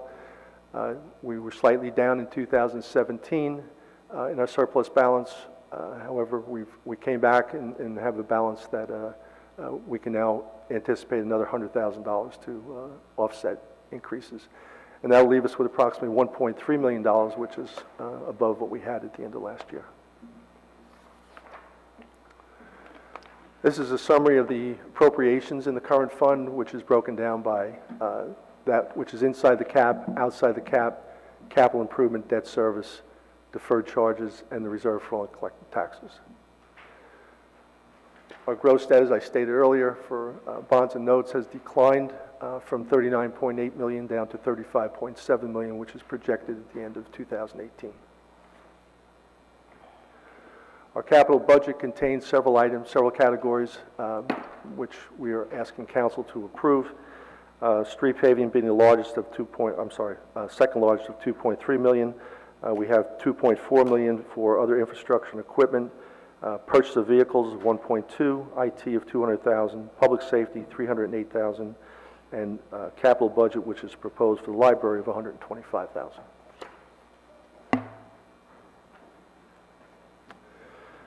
Ridgewood Water seems to be a big topic tonight. Surplus anticipated has declined of approximately $845,000. Rents are down approximately $163,000. Miscellaneous is up considerably, offset by cell tower usage, fire services, and a new cell tower arrangement that we have in place, which we will ask local government to approve to use in this year's budget. Total revenue overall is up 1.2%. This is a summary of the water utility operating appropriations. The total increase over last year of 100 is represented by $109,000. That's primarily, if you go to the next slide, shows $608,000 in operating, capital improvement down $525,000, debt service up $17,000, statutory up $3,500, and surplus to the general budget up $5,000. We have a proposed water capital budget, which is constituted by $4.3 million in wells and treatment, $135,000 for supply, transfer, and booster improvements, $355,000 in SCADA and network security, and $130,000 in equipment and vehicles. Parking utility surplus is down approximately $289,000. Parking meter revenue is up $38,000, interest is flat, and the total revenue anticipated is down approximately $251,000. The appropriations correspond. You notice the big difference on the appropriation side is the reduction of surplus to the general budget by approximately $300,000. The appropriation decrease is salary and wages up slightly for another parking enforcement officer. Debt service is down $5,500, statutory down is up $23,000, and the surplus to the general budget is down $300,000. With that, if you have any questions, I'd be happy to entertain them. Questions? Can we get a copy, Bob, can we get a copy of this? Of this? Yeah. Sure. Yeah, good, thanks. The parking utility down a fair amount from last year. Attributed to? We've maximized the surplus that we had used from past shortages, so now we're starting to break even. Yep. So that's the reason for the lack of funds available to bring over to the general fund. None of this is related to things like mobile apps, like Park Mobile. Park Mobile contributed slightly to it. Yeah. It was a small amount. Drop here is 14%. Yeah, it's a really small amount in the revenues. Yeah. Right.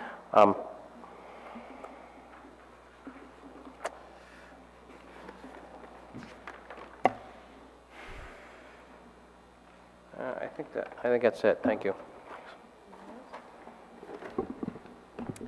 Just general comments. Obviously, we're always appreciative of all the work that you guys do. This obviously starts back in October, as Heather had mentioned, and, you know, even just the process that we're involved in is obviously lengthy, laborious, and I don't know what else you could say about it, but, you know, I think in going through the budget process and just going through the numbers, I guess we're already thinking of next year, as you guys are as well, and I think that's probably the best practice that Ridgewood has obviously been exhibiting. So what would you say in terms of everything that you've presented is going to be our biggest, real big challenge out of the challenges that you listed? Well, every year we bring council, bring it to the attention of council any one-shots that we have. Yeah. So a couple of the reserves that we're using, we won't have the ability anymore unless we generate some during the year through the revenue stream. On a positive note, our municipal fines and costs, our UCC, you know, our building codes are doing very well, and looking forward to the development that we have coming up in the village should generate, you know, significant amount of revenue in the UCC area. And I think in the fines and costs, this e-ticket process that we now employ, I know Maria just praises it because it has allowed it to be so much more efficient. We're getting the revenues very timely as opposed to having, you know, wait till court decisions and things like that. So I think the one-shots and the, you know, the ability to offset that with some extended revenue will be okay. Okay, thanks.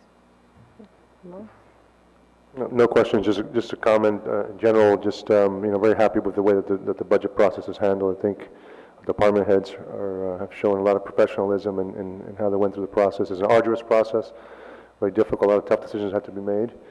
But I think, you know, there's no question to the commitment and the effort that was put into delivering this budget. And I know that, you know, a lot of tough decisions had to be made, but I think we made the right ones. Thank you. I have no questions other than to say thank you, because I too, you know, we've been doing this for so long that I think it's a really great process. I think everybody puts their time, energy, effort into it, and it's really a great outcome. So thank you. Thank you for all your support. We appreciate it. Okay. And I'd just like to thank Mr. Rooney and Mr. Stanzari for all their work. They start in the summer with getting the budget sheets ready to get them out to the various departments. And so they have a couple of months not doing budget, and by July they'll probably have those budget sheets out for next year's budget. So I want to thank them. I want to thank all the department heads who really did their best to bring the budget down to a realistic number, and, you know, agreed to additional cuts. Also the department heads who all worked together to decide what kind of capital purchases would be made, and they decided amongst themselves, yes, I can wait another year for this, but this one I have to have this year. And it's a great collaborative process, and so I just want to thank everyone for everything that they did to bring this budget in at what I think is a very fair rate of 0.99%, which is below 1%, which I think is amazing, really. And I hope that the residents are happy that it is that low, because again, we're one part of that tax rate. I just want to remind everyone that it's the municipal tax rate, it's the Board of Education, and it's the county, and all those combined create your actual taxes. So, and I thank all the council members for their dedication in coming to those meetings on Friday nights in the winter. And one time there was a nor'easter while we were here. So thank you for your dedication and your ability to help us, help you do the right thing for the residents. And thank you, Heather. Actually, we're remiss if we didn't thank you, because they are some late Friday nights. It's tough Friday night to, you know, to do that all through that winter. You know, it's tough. Just let me say, I don't want to be the only one up here that hasn't thanked you guys. Great job. And Heather as well. Well, you are. Were you thanked? Did we thank Matt Rogers? Okay. I'm also thankful I don't have to go to the budget hearing. Thank you, everybody. Okay. Thank you, guys. Thank you. Okay, so now we have the resolution. I'll read it in full, and then we'll have a roll call vote. municipal budget notice of the Village of Ridgewood, County of Bergen for fiscal year 2018. Be it resolved that the following statements or revenues and appropriations shall constitute the municipal budget for the year 2018. Be it further resolved that said budget be published in the Ridgewood News in the issue of April 20th, 2018, with a public hearing to be held on May 9th, 2018. And be it finally resolved that the Village Council of the Village of Ridgewood does hereby approve the following as the budget for the year 2018. General appropriations for appropriations within the caps, $39,873,326. Appropriations excluded from caps, $8,979,875. Reserve for uncollected taxes, $1,228,956. Total general appropriations, $50,082,157. Less anticipated revenues other than current property tax difference. Amounts to be raised by taxes for supportive budget, $35,163,758. May I have a motion? So moved. Second. Okay. Hache? Yes. Voigt? Yes. Walsh? Yes. And Newton, Yes. with Councilman Seaton being absent. Thank you. The next is resolutions. In general, these resolutions will be considered on a consent agenda with one vote by the Village Council. They will be read by title only. Approve temporary general capital budget. Approve emergency temporary budget appropriations. Title 59, approval, tub grinder. Award contract, tub grinder.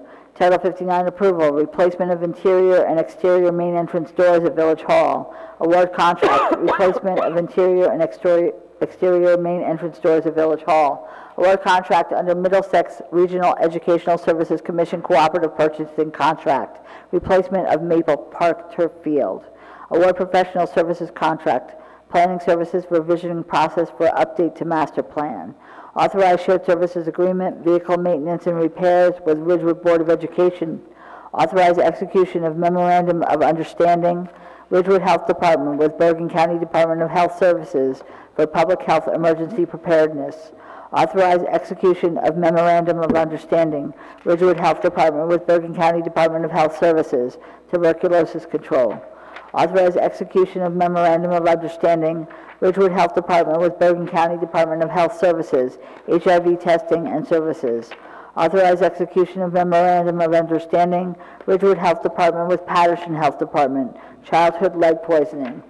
Authorized execution of memorandum of understanding, Ridgewood Health Department with Fairlawn Health Department, interim health officer services.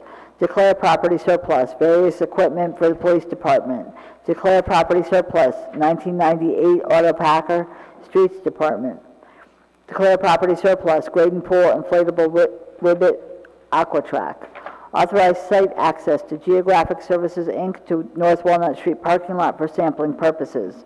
Approve person-to-person and place-to-place liquor license transfer, Rocco Berardi to BB Ridgewood LLC, trading as Bear Burger. Appointments to Planning Board. Appointments to Ridgewood Environmental Advisory Committee. Appointments to Ridgewood Green Team Advisory Committee. And appointment to Shade Tree Commission. May I have a motion? So moved. May I have a second? Second. Okay. Hache? Yes. Voigt? Yes. Walsh? Abstain. And Newton. Yes. Okay, now I have two resolutions to read in full. The first is 18-137, appointments to Community Relations Advisory Board. Be it resolved by the Village Council of the Village of Ridgewood that the following be appointed to the Community Relations Advisory Board for a term which shall expire on December 31st, 2018. Dana Kostash, Susan Donnelly, Mahmoud Hamza, Mehta Kotain, Mayor Susan Newton, Chief Jacqueline Lucky, or designee, Bonnie McCain, Roberta Panjali, Jane Shinazuka, Adita Singh, and Sophia Swanson. Be it finally resolved that these appointments be made effective immediately. May I have a motion? So moved. Second. Okay. Hache? Yes. Voigt? I just want to make a comment.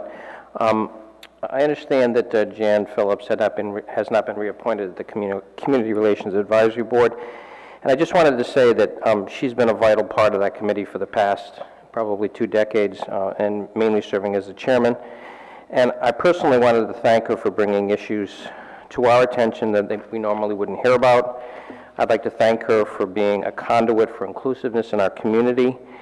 And my hope is that Jan continues to participate in the Community Relations Advisory Board as a resident of the community. Yes, for the appointees, but I just wanted to make sure Jan was recognized. Okay, thank you. And Walsh? Abstain. And Newton? And yes, first I'll add that I think it's an appropriate recognition, and we thank her for her service, and we always have the opportunity to revisit in the future, so yes. Okay, thank you. And the final one, whereas the Village Council of the Village of Ridgewood awarded a contract to American Tennis Courts, Inc., hereinafter ATC, for the repair of the village-owned tennis courts known as the Somerville Tennis Courts. And whereas the contract was awarded to ATC on or about September 13, 2017, after Resolution 17-254 was adopted by the Village Council. And whereas pursuant to the contract, all work was to be performed and completed on or before September 30th, 2017, it has been determined that none of the work authorized by the contract was begun by the date. And whereas a recent March 2018 inspection of the courts revealed certain dead zones on the courts that must be remediated as part of any repair, which will increase the cost of the repair of the courts by 50%, thus far exceeding the appropriated funds allotted for the repair work. Now therefore be it resolved by the Village Council of the Village of Ridgewood, Bergen County, State of New Jersey, that Resolution 17-254 is hereby rescinded in all respects. May I have a motion, please? So moved. Second. Okay. Hache? Yes. Voigt? Yes. Walsh? Yes. And Newton? Yes. Very good. With that, we're back to the public. Comment, 5 minutes per person. Come on up. Name and address. Good evening, Boyd Loving, 342 South Irving Street. On January 3rd of this year, I brought attention to what I felt was a life hazard that was on North Maple Avenue, just north of Glen Avenue. My understanding after receiving some correspondence that I got via Oprah was that the homeowner had been advised to correct the situation, and I guess Mr. Rudershauser in his memo indicated that the situation might not be able to be corrected until warm weather set in because some concrete work may have been required. It's now April 11th. I passed by that location yesterday on my way back from Hohokus, and I noticed that conditions remain the same. 80-degree weather coming this weekend. I'm hoping that the homeowner there is reminded that that is a life safety hazard, that somebody could exit the roadway there and wind up in the Hohokus Brook, and that the village is taking prompt action now that the weather is warmer to get that situation corrected. Thank you. Thank you. Anyone else?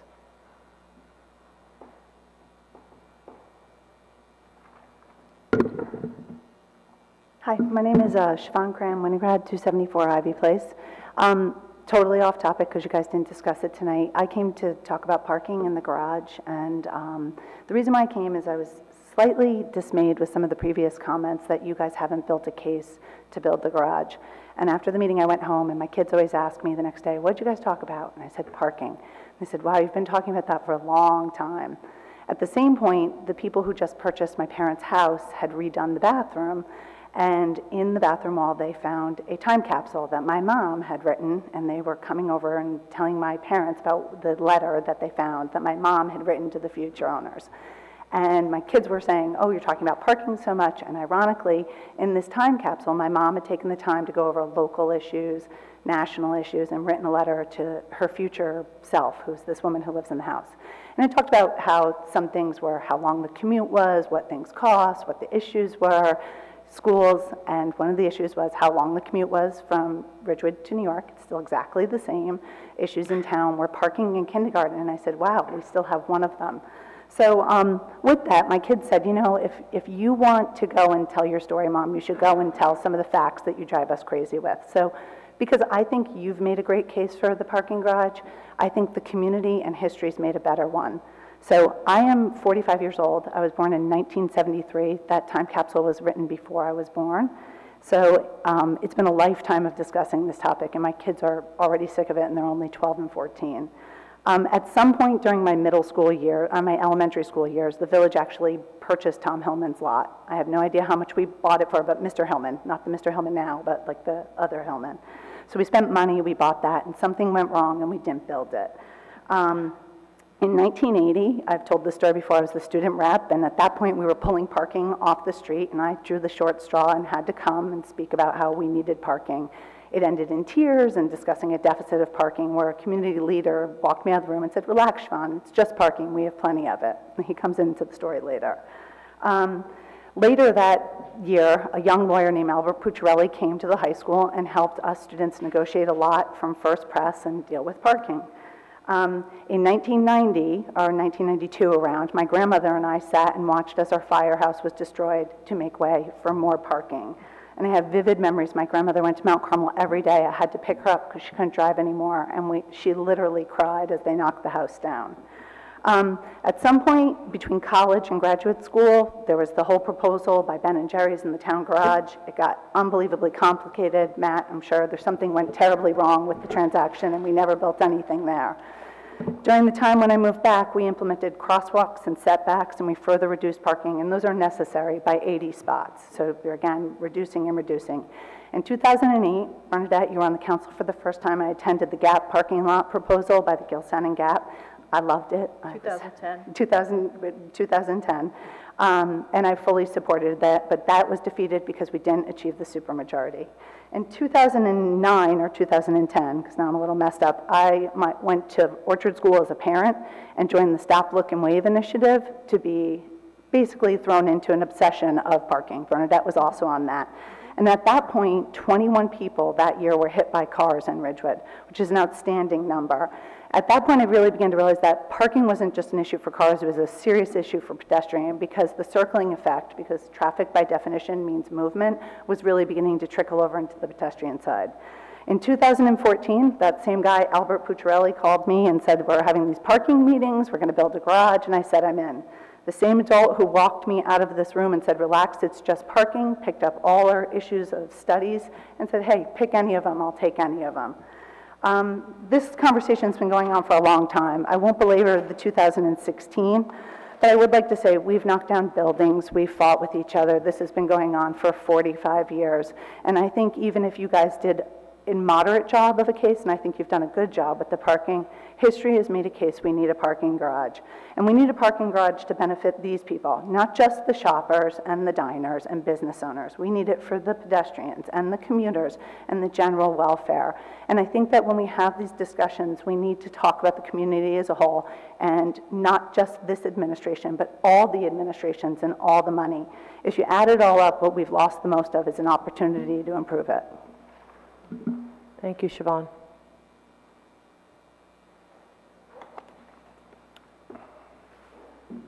Good evening, Mayor and Council. Saurabh Dani, 390 Bedford Road in Ridgewood.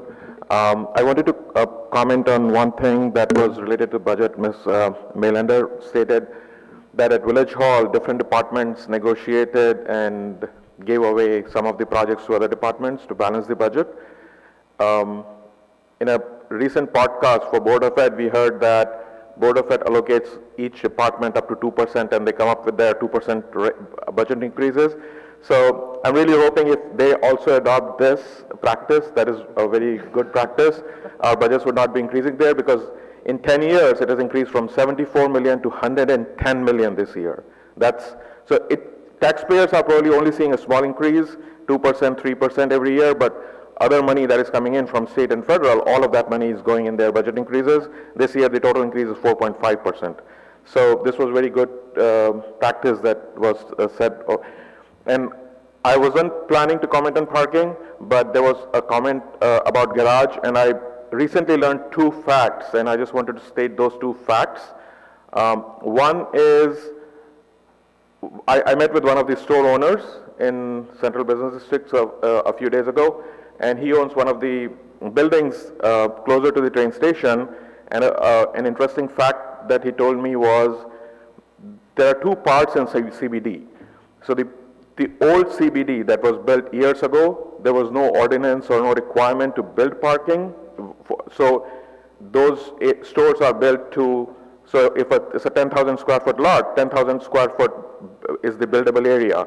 And the stores that were built later, the Starbucks and the other places, they have parking behind them. So there is parking in CBD, not just in that specific area.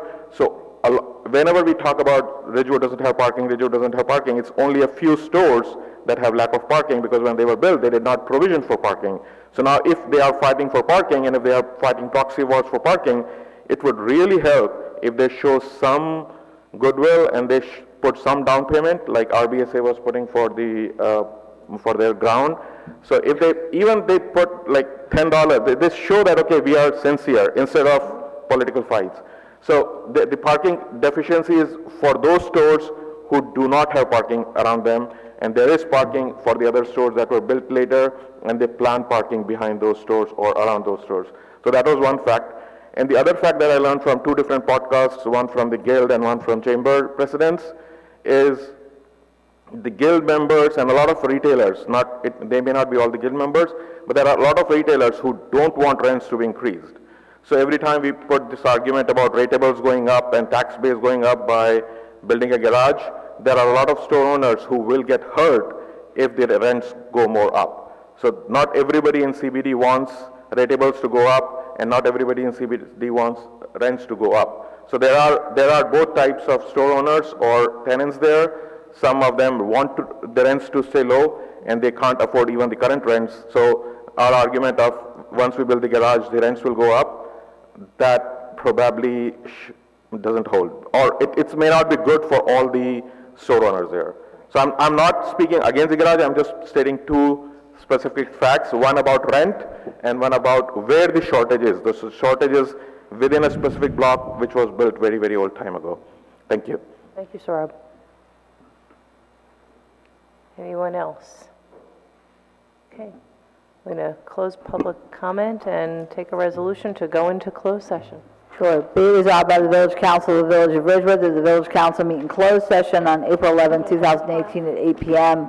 or soon thereafter, it's a matter on the agenda can be reached, and that said closed session be held in the caucus room of the Ridgewood Village Hall, 131 North Maple Avenue, Ridgewood, New Jersey, and be it further resolved that the matters to be discussed in closed session are limited to legal matters to include Green Acres diversion and legal contract negotiations to include Hudson Street parking garage. These matters are allowable under NJSA 10:4-12 at sec. And be it further resolved that the minutes of this meeting shall be made available to the general public when such matters have been deemed completed by resolution of the Village Council. May I have a motion? So moved. And a second? Second. All in favor? Aye. Anyone opposed? Okay, thank you.